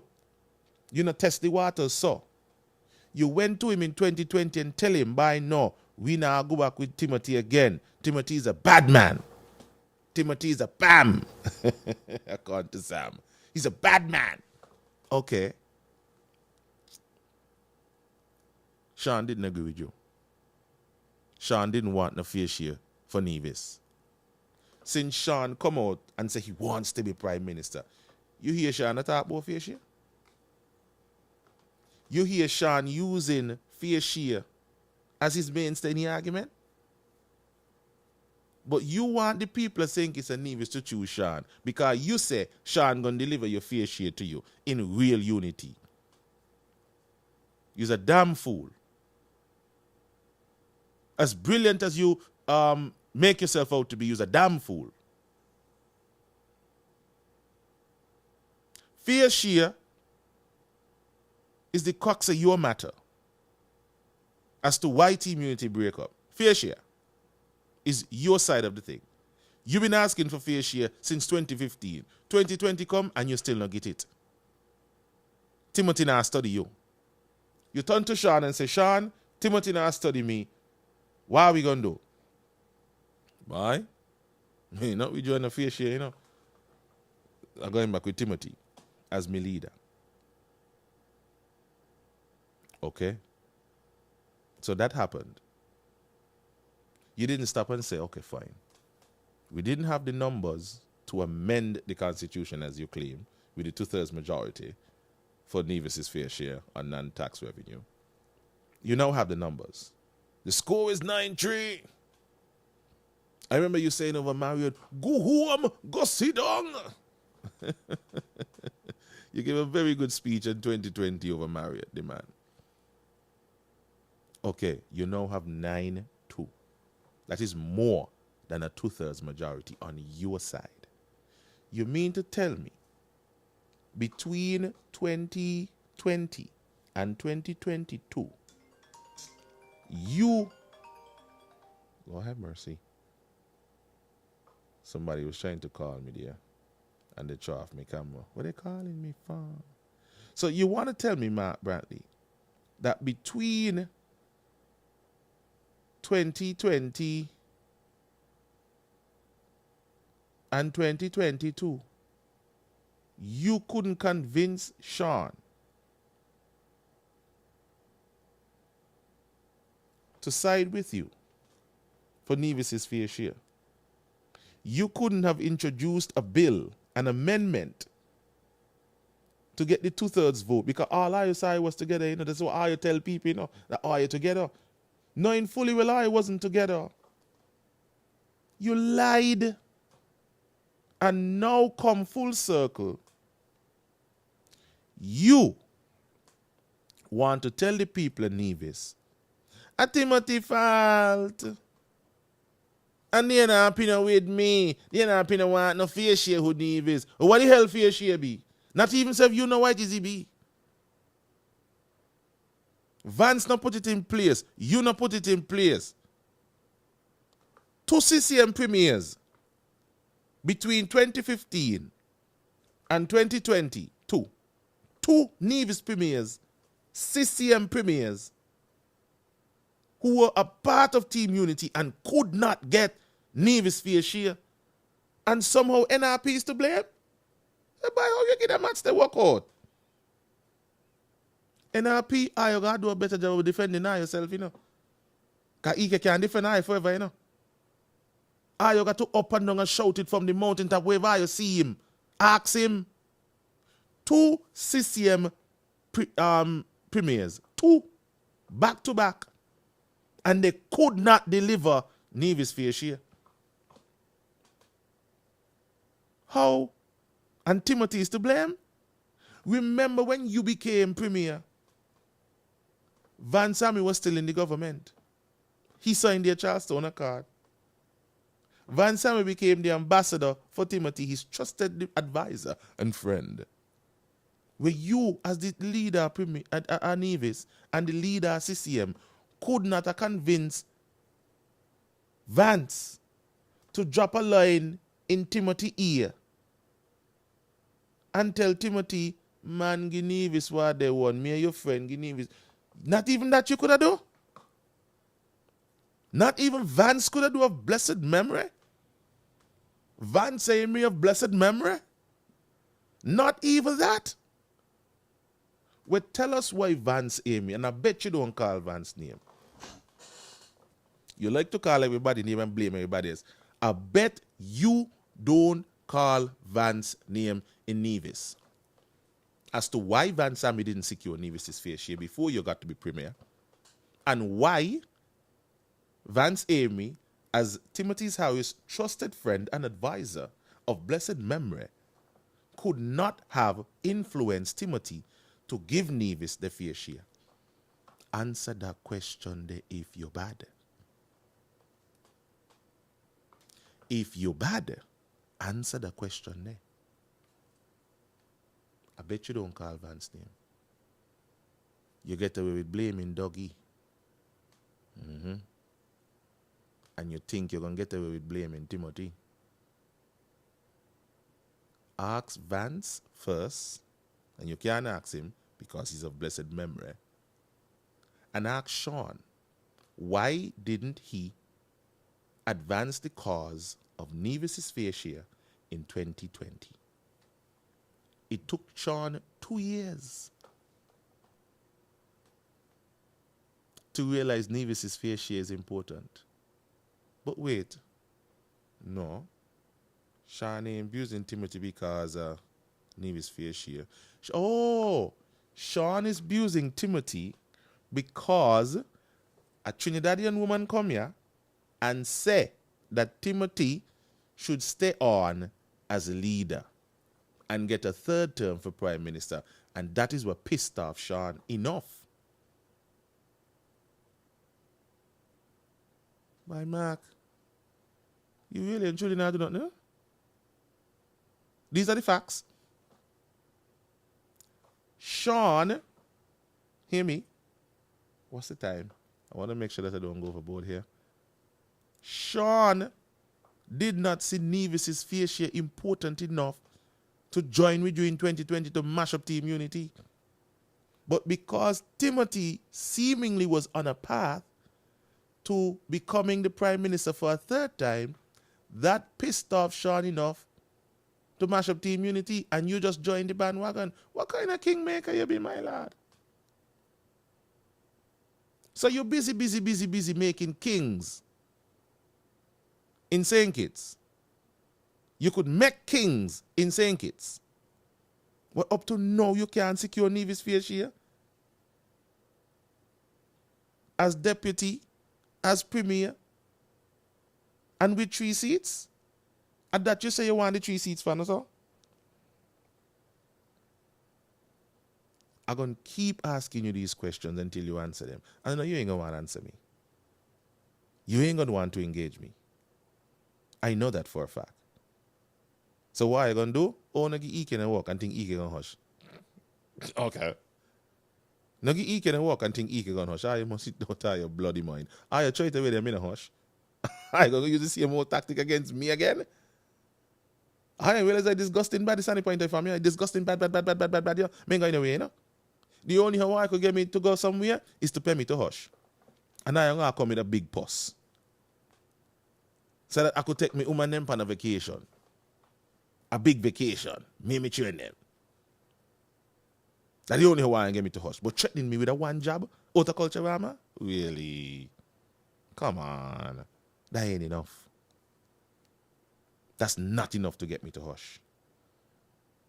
He might make all you sleep better at night. That, oh, he not gonna walk. But me ain't gonna stop. And I'm gonna forever ask her this question. This afternoon when I go on again for issues, I'm gonna ask you the question again. And when I come on for Island with him, I'm gonna ask you the question again. You ain't gonna control the narrative here. Them days they're done. Ask Vance and ask Sean how important Nevis is fair share to them. Because you want the people saying it's a Nevis to choose Sean. First you say put you with Tim so you could get Nevis fair share. That no work out to you. And then now you want to tell Sankey's people to choose Sean so you could get your fair share. When Sean done fail. Sean didn't give a shit about the Nevis fair share in 2020. He cared more about Timothy and Team Unity than he did about Nevis fair share.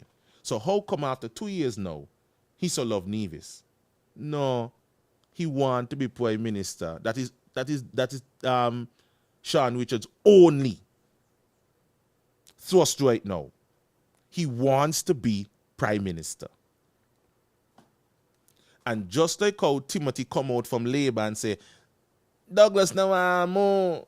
He no want give me Prime Minister. You know up nung about, oh, Timothy no want more. He no want give me Prime Minister. But you want to convince us in St. Kitts that Sean, how?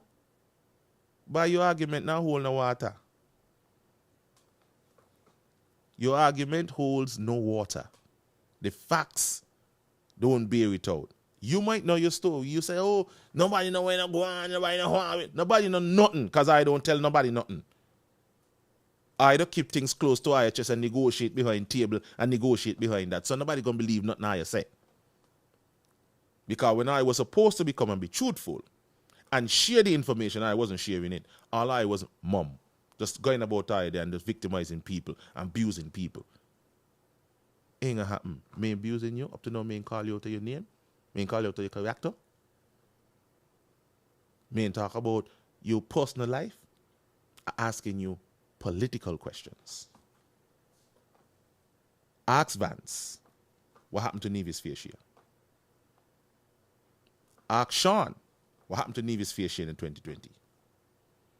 And then ask yourself, what happened to Nevis fair share? We had 2 CCM premiers over the past 7 years, and none out of the 2 I could have secured Nevis fair share. What a Timothy fault? Timothy just wanted to be Prime Minister. And now Sean just wants to be Prime Minister. So you want to give us 2 Prime Ministers who just wants to be Prime Ministers. You're bad at choosing kings, you know. You may make them very well, but you're bad at choosing the kings. Me ain't trust who you choose for king. You choose Timothy the last time. You're going to get Sean? Timothy did just want to be Prime Minister, and you gave us Timothy. Sean now exhibiting the same behavior. I want to be the next Prime Minister. And you're going to give back our Sean? For him to go in there and behave like how Timothy is going right now? And then when the time he come out, he don't want to come out?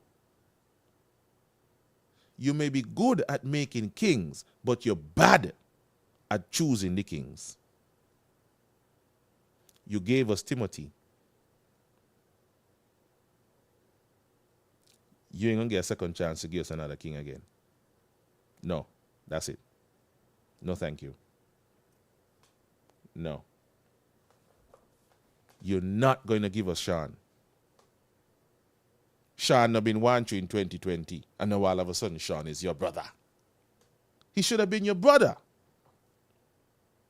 in 2020. 2020 was just yesterday. He should have been your brother then. But 2 years later, he will be his brother. By no time at all. People, we winding down. Sandra Queely Atherton. Timothy Harris did a great job as PM, though. Sandra Queely, explain how. Because it's one thing to say that Timothy did a great job. How was the job great? I would like you to explain it. I'll give you some time.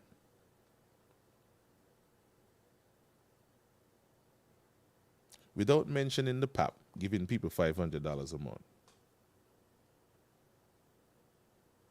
What other groundbreaking initiatives, life-changing initiatives in the aspects of sports, in the aspect of health, in the aspects of economy, what groundbreaking initiatives and policies did Dr. Harris create?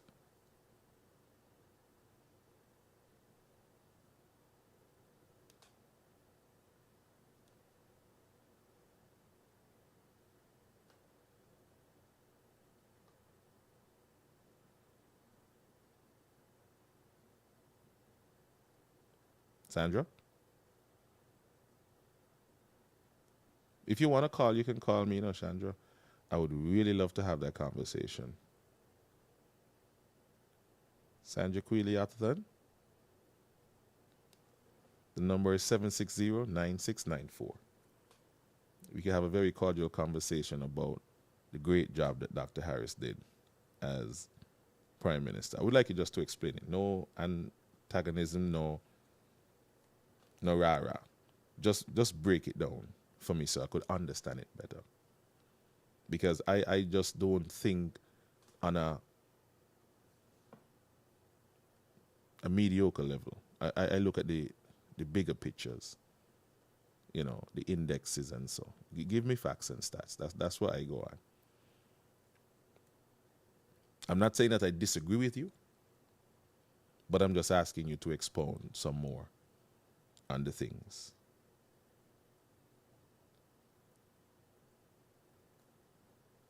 Sandra? You with me still or you gone?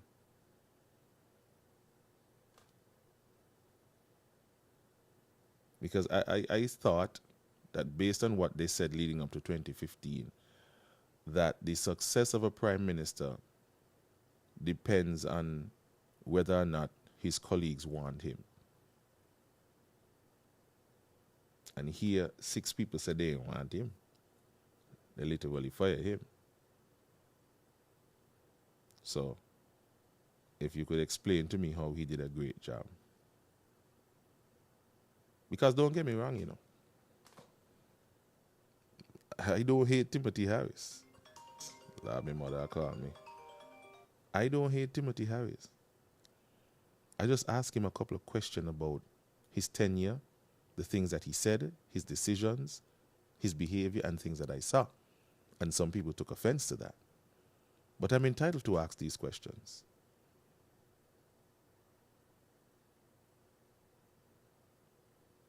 I'm entitled to ask these questions. I'm a citizen. So I'm waiting on Sandra to call me. Sandra, you can call me, sure, 760-9694. I'll give you a couple of minutes to expound on the great job that Dr. Harris did as Prime Minister. You can break it down for me. And I've said here on a number of occasions that people really don't know the team, This is a guy who doesn't have a problem with empowering the people around him, his circle. Doesn't have a problem with it. And that's one of the things I like about him. Still it is. He doesn't have a problem with doing that. You hear? But that's just the people around you. The people closest to you. Anybody can do that. But how effective are you at making substantial policy moves that would affect people who are further away from you? You empower the people in Tabernacle, Mansions, Bellevue. That's okay. But what about the people in Sandy Point? What about the people in Bath Village? What policy did you create, did you craft to make their lives better? That even though they're not in close proximity to you, the policy that you would have created touches them.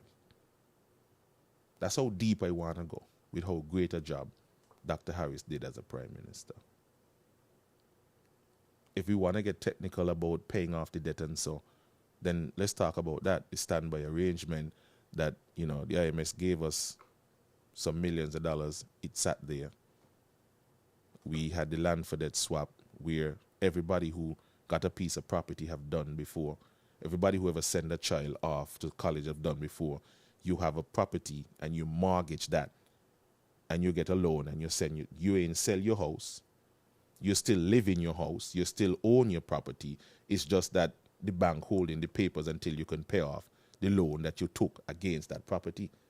That's what the land for debt swap is all about, But some people will have you believe that the land was puffed away. The land was sold. The land was not sold. Everybody who got a piece of property understand that that property have value. And if you need liquid cash to do something, either to consolidate your debts, like you have debts here, there, and everywhere. Debts here, there, and everywhere, and you want to consolidate them, bring all of them under one thing. You got a piece of land over there you don't pay off for. And so you use that land as collateral to get this loan to pay out all your debts. And so you have one small monthly payment to make. Douglas them didn't do a good job of explaining the land for debt. And if they did, it passed over some people's head because they were probably too highfalutin with the big words. So Timothy came in and met a situation already in motion.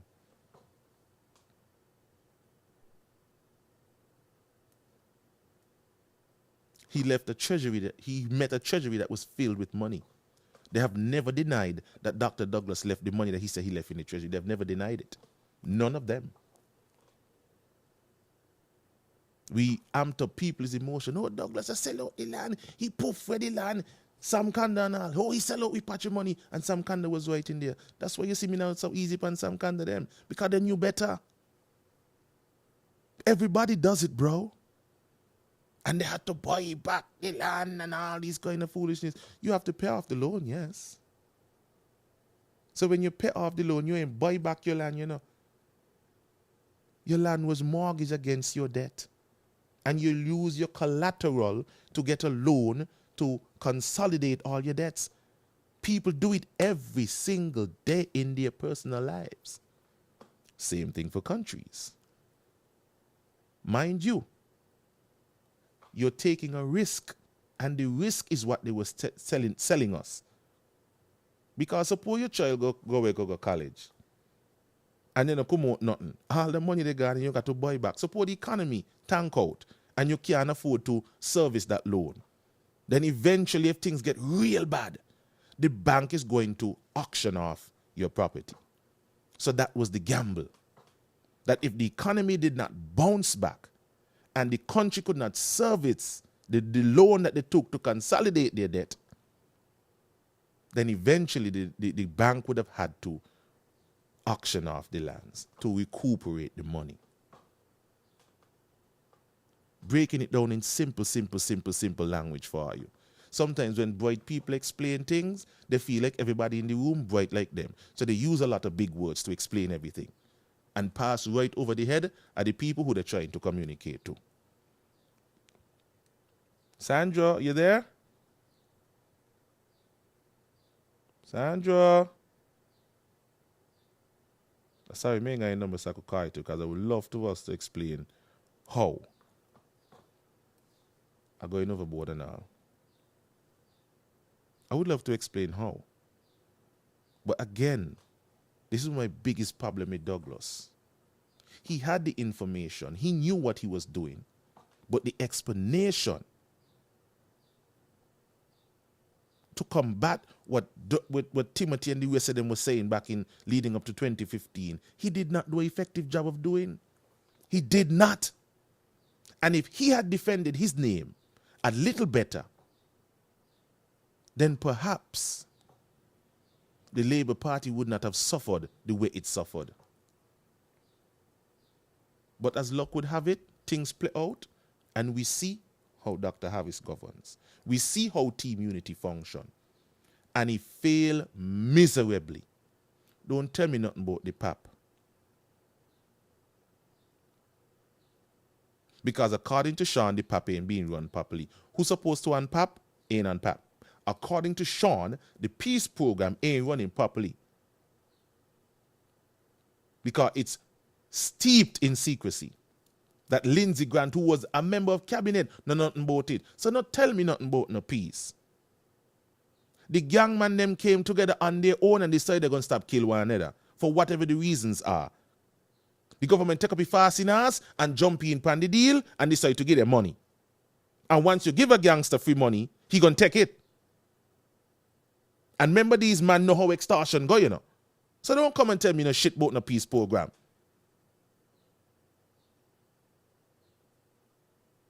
Please, nobody. Because who know exactly how this peace start ain't swallowing that. And who ain't want to talk is because they're getting something and so they're comfortable, so they don't want to talk about it because they don't want it to stop. So let's get that perfectly clear. Nobody knows anything about how the peace is functioning. Nobody. Sandra.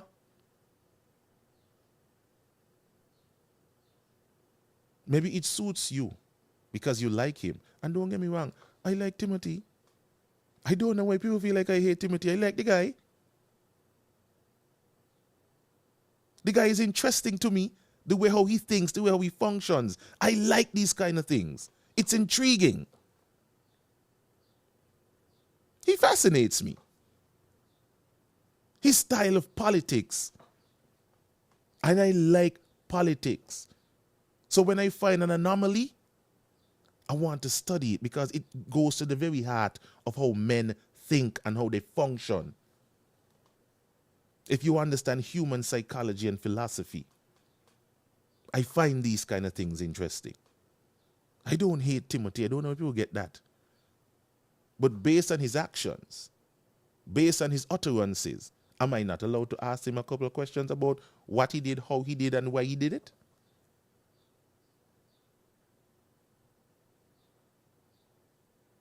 I'm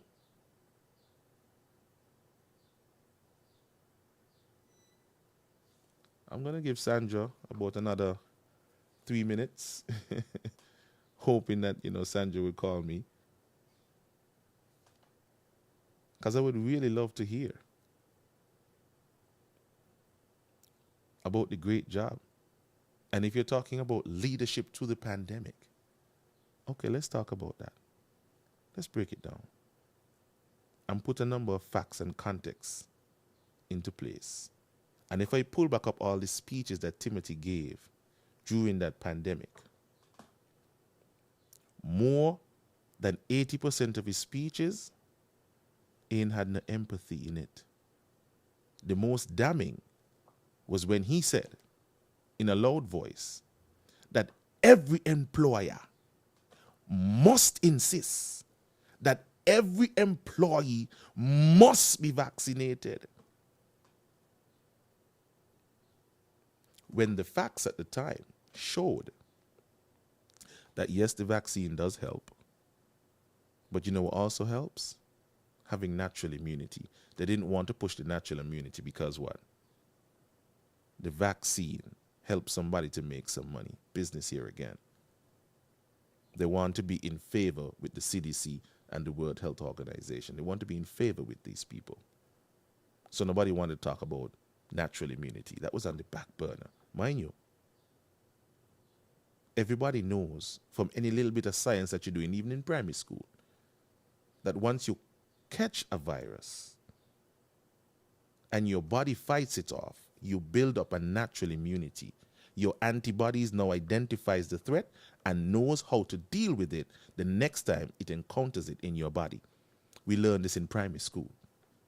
We learned this in integrated science in high school. Basic science. But they wanted you to ignore your basic science and what they taught you in school and just follow the bullshit that they were selling you. And so people lost their jobs. So while he was touting lives over livelihood, what he failed to mention is that in order for you to have a life, you must have a livelihood. They go hand in hand. In order for you to have a decent life, a decent standard, a quality of life, you have to have a livelihood that can support your life. But they were putting lives over livelihood. What did the science bear out? That the people who died from COVID-19, the people who were most vulnerable to COVID-19, were the people who were most vulnerable to the regular flu. That's fat people with respiratory problems and other underlying illnesses, diabetes and all these kind of things. The elderly people who had underlying things. Two main groups. What were we doing to protect those two main groups? We isolate the elderly and we make sure that the people who were having contact with the elderly knew how to. The people who were obese and had all these problems, the Prime Minister to promote health walk. That's where the ambassador mentioned in his speech, talking to the summit in the Americas, that the Prime Minister to promote health walk. Very well. Very good. That's a good way to go. So, points on that. But the empathy was not present in his speeches. I listened to every last one of them. That's the difference between me and a lot of people. I listen to everything. I don't allow my personal feelings to get in the way of me listening to somebody. Does not, because I want to hang on to your every word. Because people say what they mean, and people say what they feel. You just have to listen carefully and you'll hear it. So, Sandra, come, let's talk. You can be a guest. You can be a regular call into my program. The lines are open. 760-9694. Let's go. Let's break it down. What groundbreaking policies did the Prime Minister spearhead and introduce? You want to talk about the roofing program? That was a great initiative. I give him points for that. Great idea. But the execution, that's a different story. Because we all know about the corruption involved in that program. He might have caught it when he was already running down the road. Fine. So that's one. See, I'm giving you the things. You see, people, I'm not as biased as people think that I am, you know. I can call a spade without fear of contradiction. If Labour people want to work, start their business, they're going to be all right. So the roofing program, great. What else? Let's go to sports. Let's go to education. There's a group in our society right now, our special needs children. The Cotton Thomas is there. How is that being developed and diversified so that our special needs children could have a training that is so advanced that they can actually function in society?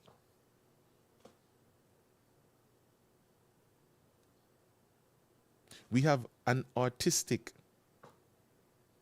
society here in St. Kitts and Nevis.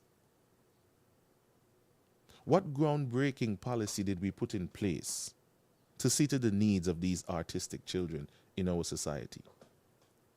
To get them integrated into our society, to advise and educate our society about the presence of these people in our society and how you deal with them from a national security standpoint, from an economic standpoint, from a sporting standpoint. Our Special Olympians are overseas right now. Great job. But what national policy was written and put in place about these things? Right now, we see the world is becoming more technologically advanced. How have we reformed our education system to gear our people towards that? You might mention the Sadler's secondary school. That was done by labor. How have you built on that? Have you identified any youth? Is there a program to identify youths to steer them towards that? Is it front and center?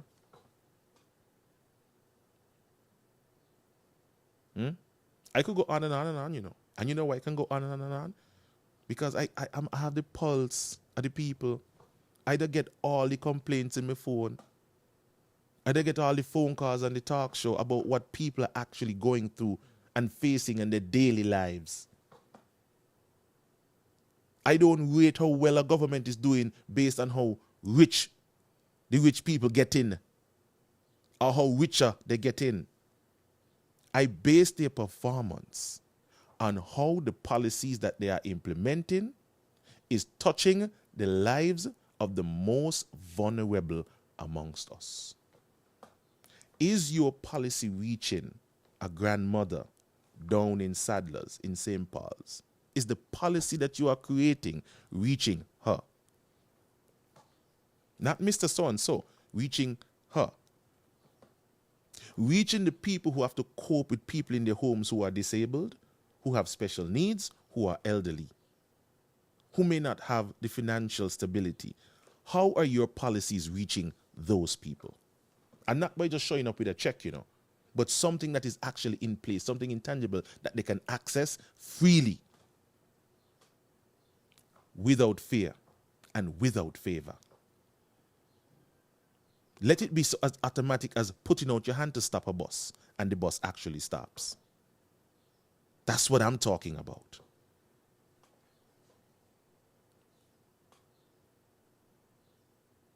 I could go on and on and on and on and on and on and on. What policy have you crafted for small businesses to access concessions?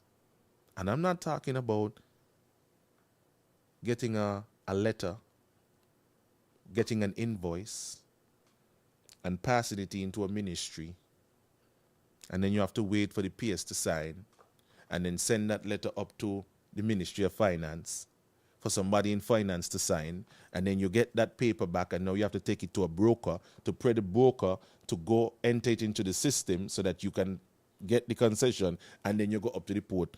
You see how much things you got to do just to access duty-free concession? And such as the duty, you still have the VAT.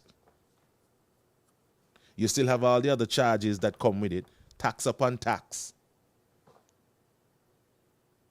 How about putting a system in place that is across the board? So that people don't have to go through all these lot of bullshit just to access duty-free, because you have a policy in place that is geared towards the development, that is geared towards the sustaining of small businesses. Me no went to college to study all them things why you hear me talk about. Me listen to people on the ground. And I know a few words because Google there and dictionary there. Oh yeah? All right. The person hang up. A phone call was coming in, but the person hang up. Man, if it was Sandra. Miss Queely Atherton, call me. All right, here we go. Caller coming in. Hello, good day. Yes, could you turn down your audio in the background, please, and just listen on the phone?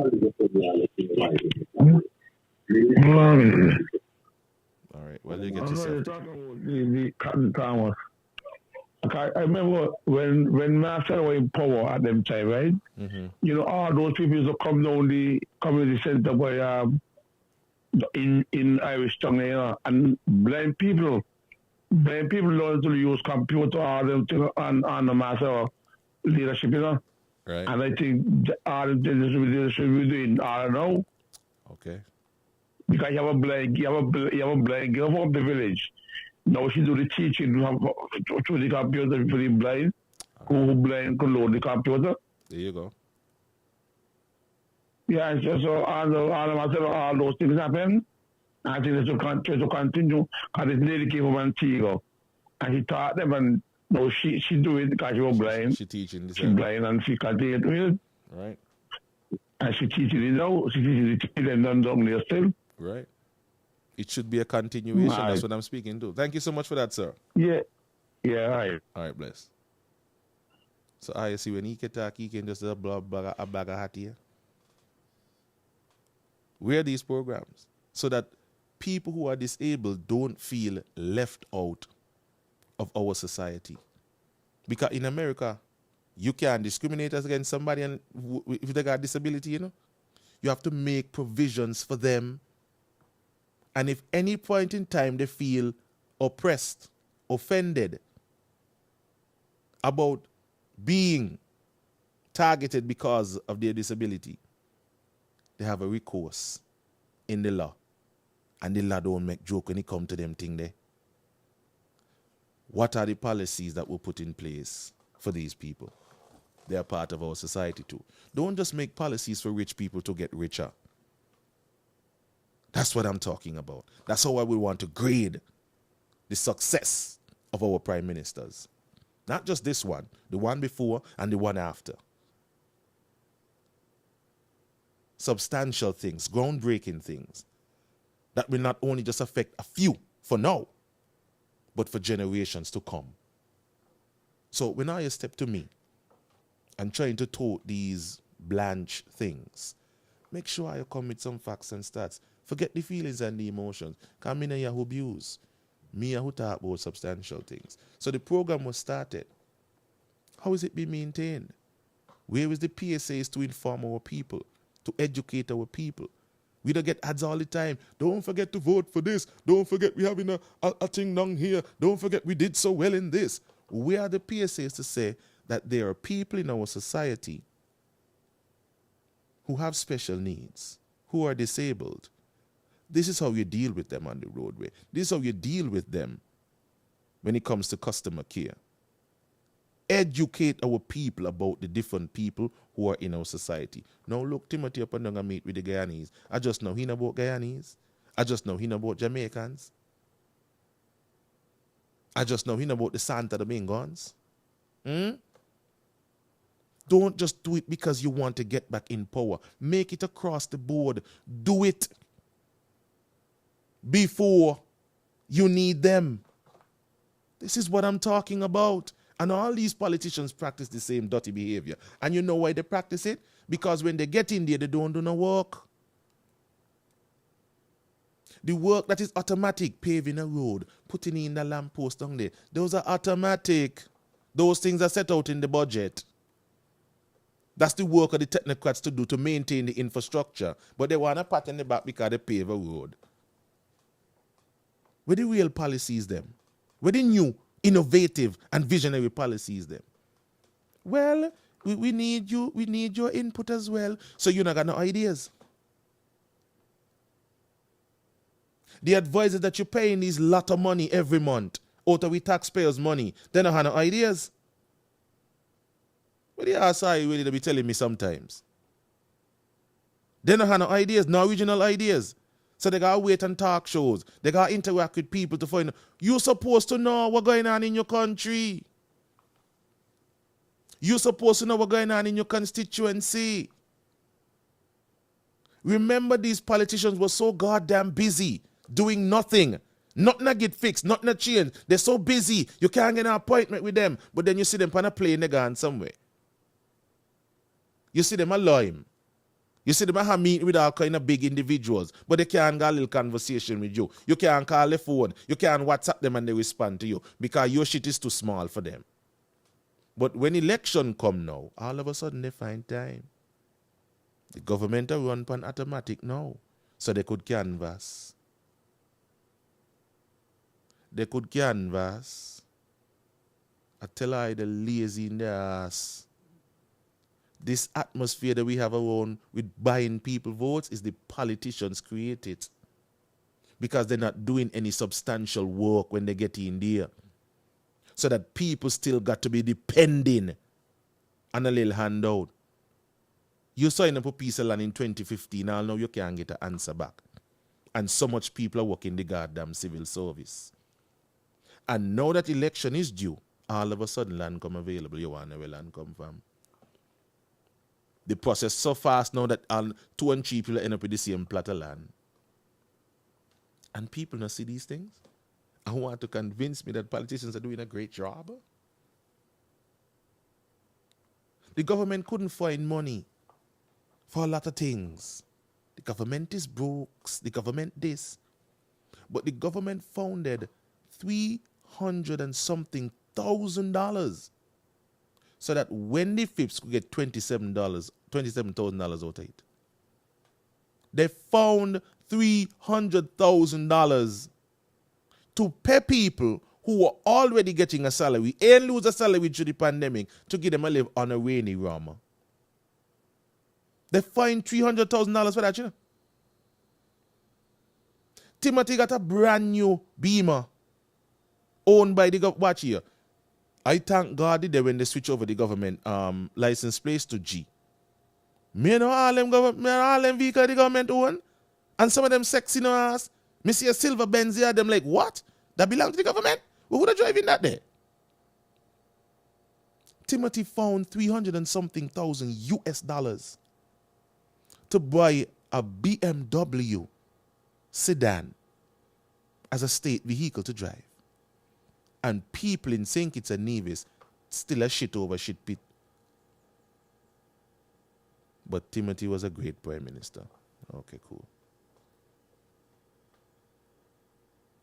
And the vehicle was supposed to be launching, but the pandemic hit. So they had it locked up in a garage. And it just recently come out. 300 and something thousand US dollars for a vehicle. To go where? To do what?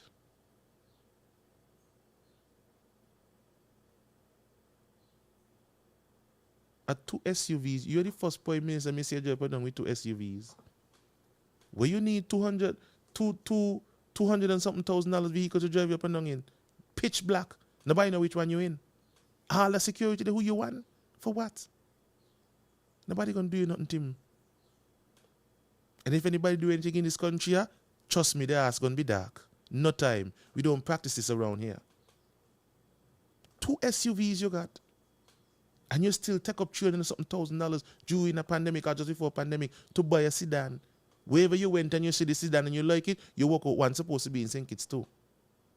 I mean, how is that doing a good job as a PM? How? That's a taxpayer's money. Spend back the money upon the people them. But you did a great job. The vehicle was here, locked up in a garage during the pandemic while people out here go hungry. If you come into town and the line is a little long, go back home, fast and pray. Use what you have. And I showed it the time when you tell her use what you got. You don't have nothing because you not walk. And he fridge home full of lobster. Full of lobster. And catfish. And steak. And you barely had a tin of beef. Barely had tin of beef. And works with me. Because me decide to get up and to ask people saying it's a Nevis who in a better position than some to give me a little bit of money. Let me go buy the groceries of people that actually use and deliver it to them. Ike became a big target because Ike do that. Me ain't get a phone call. Me ain't get a support from the Prime Minister. Instead, he people them start to attack me. Zoily from Sunny Point get in a chat room and a question me integrity. Zoily, you could question me integrity?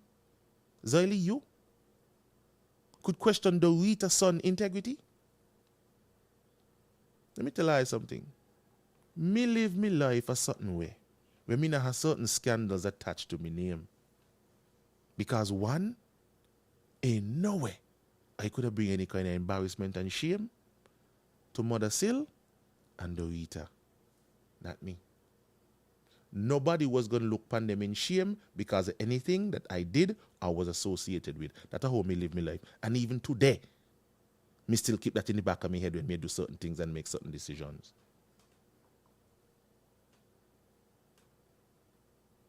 Not one of them pick up the phone to say, how can I help? And they were all getting a salary.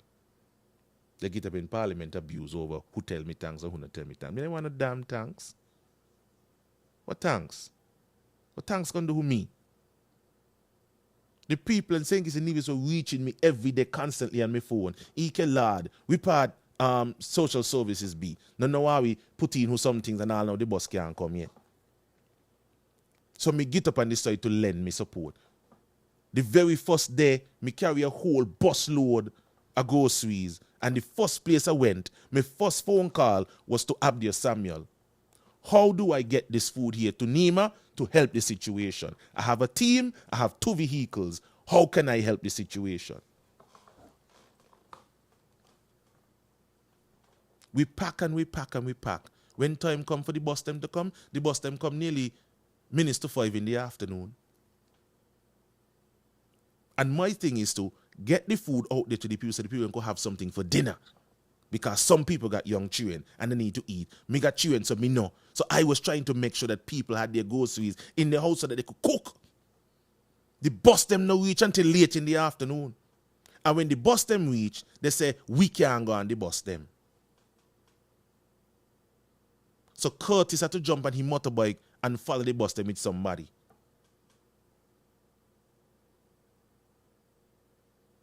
And then the bus driver them don't know where they go.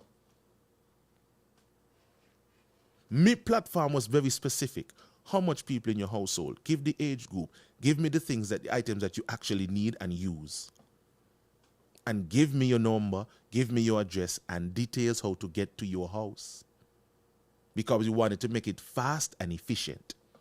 That was my platform. It was created by Desi Brown. Because I wanted to be fast and efficient. Then the more people tell me, but Ike, they said I come since last week and you reached before them. Because it was urgent. And so I wanted the most efficient way to do this thing. Rich people call me. They want to have a meeting with me to find out how I put that logistics in place. How did I get it done? Mind you, they didn't call me to say, Ike, we want to come on board with you to assist you. They call me to ask me how I get it done because they want to go and do it too. I tell I mean I really talk about this whole food giving situation yet, you know. Because if I was to talk exactly what I experienced during this process, some of you hold your head and ball, some of the very people who are you hold up and hug up and think that they love. If are you hear the things we may experience with them, are you hold your head and I ball.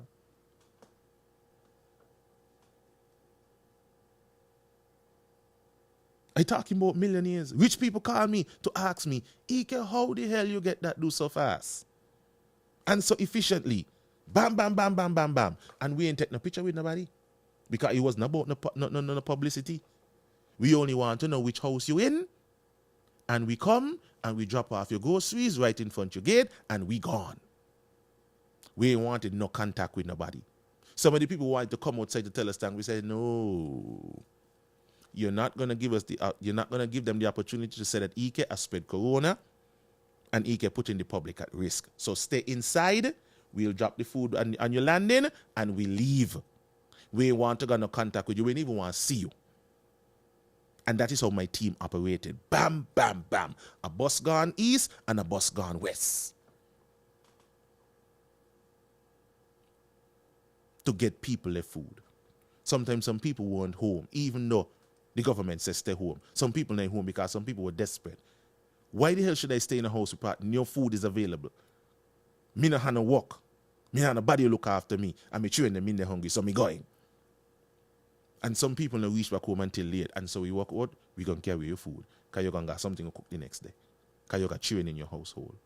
Elderly people who no had nobody look after them. Families with children. No have no gas, no have no food. but he can do it for political reasons. That's the argument.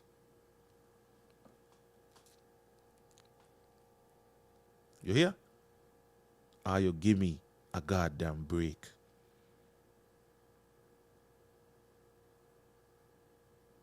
And Wendy collect $27,000. She wrote a cabinet submission to pay herself $27,000. For what? They said they save people's lives. Their protocols and their procedures that they put in place save people's lives. Okay. Cool. No problem.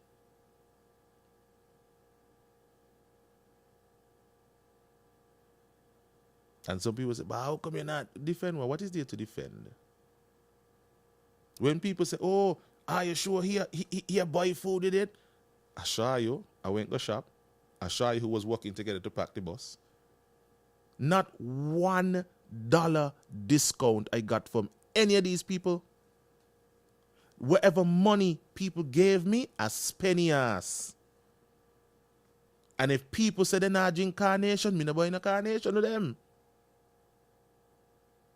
If people say they not eat tuna, me no buy no tuna give them.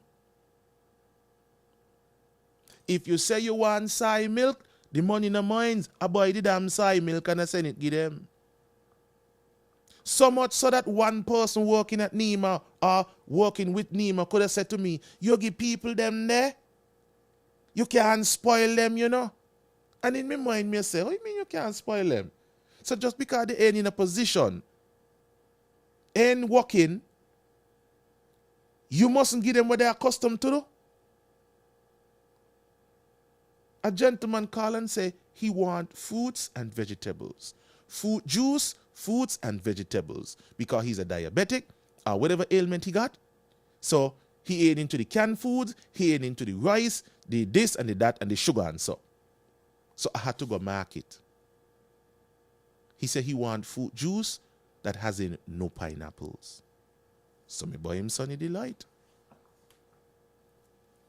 One of the persons say, you can't go give people them thing that you're gonna spoil them. This is what I encountered. And with that kind of mentality, I fully well understand why people weren't getting the assistance that they so needed. That they had to come out. Weeks had to come out and say and defend. Oh, they do it all the time. Look the poster here. The poster come out after I put out my poster. Imagine you have volunteers with that kind of mentality. Oh, don't give people that because you're going to spoil them. Well, what are they going to do with the food? Now shit it out? Me learned this from my grandmother. What is the problem with giving somebody a piece of food? They can't do a thing with it but eat it and shit it out. A shitty be. So when people attack, this is what I encountered. This is the kind of mentality that we have around here, working in some of our systems. They don't love people. It's just a job to them to collect a paycheck. They don't really love people. And this is where me get so upset when we talk about these things here. Because how the hell could you be working in a system that is supposed to be helping people in need and you don't like people? How?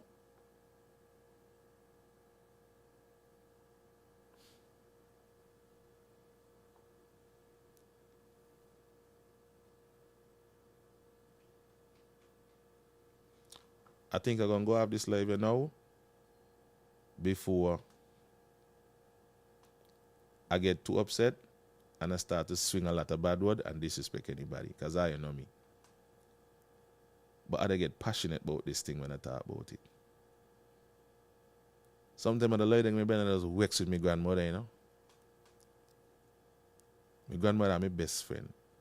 And she instilled a kind of vibes in me to just got this burning desire to help people. It came to a point where, again, a call. Somebody wanted to tell me, calm down. Hello? Hello? Hello? Okay. I guess you don't want to talk to us. But my grandmother gave me the spirit of just wanting to help people.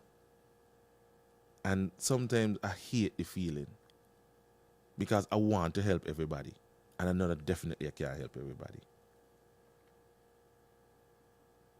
I just want to help people. Me hate to see people in precarious positions. I hate it. It'll just burn me spirit. When I see children being taken advantage of, children being abused, children being in positions where they just don't have a decent standard of living, that just hurt me hard to me core.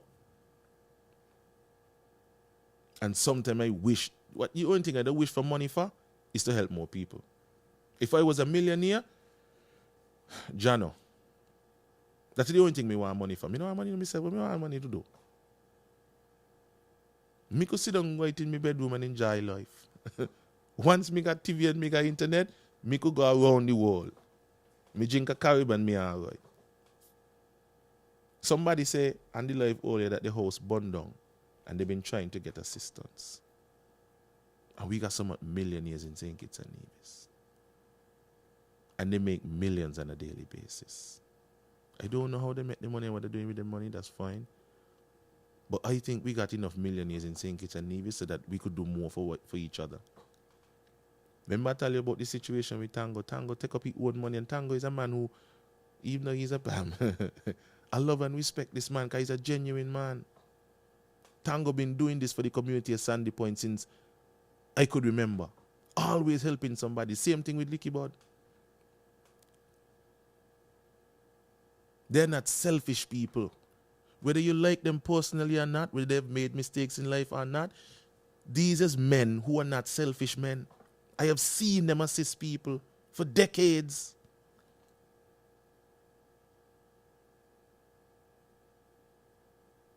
If we had more people like that,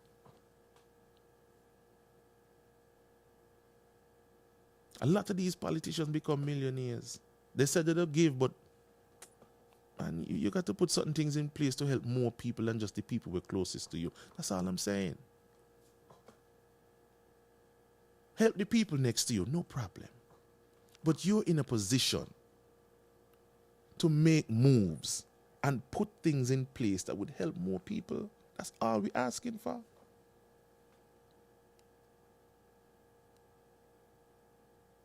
That's all. Anyway, I am well over time. I wasn't supposed to go this long because I got issues to go do. I was supposed to go take a little sleep. I got something to do with my mother. But these things need to be spoken of. This is my only drive. And nobody could come here and say this and that and this and that because my speech has been consistent. My speech don't change. That difference between me and them. My speech don't change. So when some people change and they flip-flop, you could see when they change and they flip-flop, mine don't change. Just do better for the people of the country. Do more, because we know you could do more. We see your propensity to do more. Because when it suits you, you could get up and you could make certain provisions. So how come now, when we ask for something for us, it's like pulling teeth? Our athletes, how come? So you could mobilize a whole campaign, find monies to fly in people. But when we athletes and we students overseas, you tell them that they got to pay half the money you come home. You can't get them back here. You can't look after them. You cut people's stipend and all them damn stupidness about the budget don't allow for this and the budget don't allow for that. So why the hell you get up in Parliament and talk about you wish this bill safe passage to this house and it's a great budget? Why is it the budget for the Prime Minister's office so big? And the budget for sports and entertainment and agriculture ain't as big as he want? What the focus of we people be? What the focus of we ministers be? You could tell we part the bulk of the money go in the certain ministries. Timothy was a great Prime Minister. Okay, well, let's examine that. How much money he allocate to agriculture? How much money he allocate to education?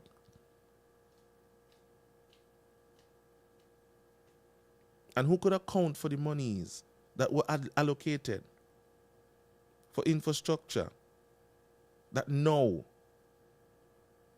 the Prime Minister could be accused, Sean, with this Halstead story? That Sean could be accused, the Prime Minister, with this Nubian story, and this Innotech story to build this school, and this other story to do this, and this other story to do that. That's why I asked them people in Sunny Point, how much I became millionaires out of Sean candidacy?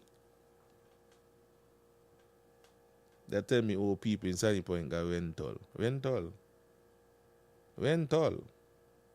Vehicle rental. Vehicle where they depreciate. Okay. What millionaires he make? He empower you by giving you a job in skill, giving you a job in infrastructure, and he ministries them. Okay. How much entrepreneurs so he make? When your business went down at Sunny Point, oh, we put lights on the field. Okay, great job. But he still not about down there.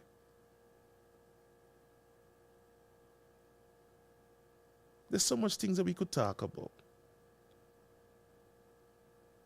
The young man get up in the town hall in Sunny Point, Maddo's son, to ask Sean a couple of questions based on what he said. And look how the people respond to he. So now he not going with PLP to see if he could get something different.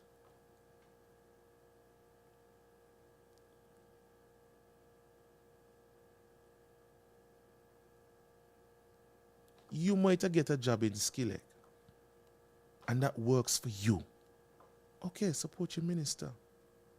But when you hear other people get up and say, okay, well, what about the policy for sportsmen and women? What about the policy for entertainment? What about the economic policy and the vision for the development of the entire constituency? Oh, who you think you be? Are we stick with our candidate? Because you get where you want. So you get where you want, and we mustn't ask about the wider community and the other people who ain't get touched yet. Otherwise, you got a problem.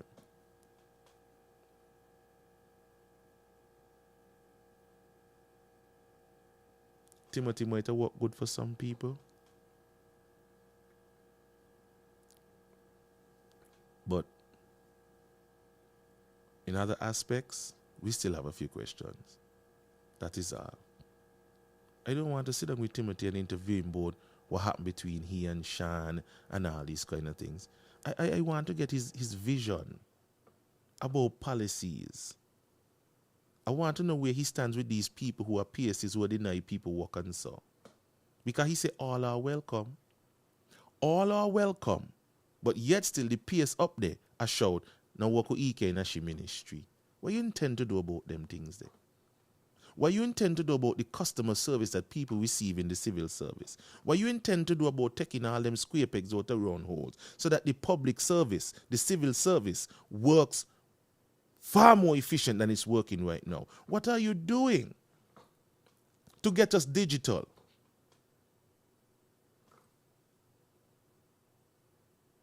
How much jobs do you intend to create every single year? How much ministries you intend to bring, Rasta? This is what we want to talk to Timothy about. I don't care about what he do with Sean and Mark. When you say you're for the youths, them, what is your youth policy? How you intend to fix some of the situations that we got? And don't tell me the peace program, Rasta. Ain't everybody could go on the peace.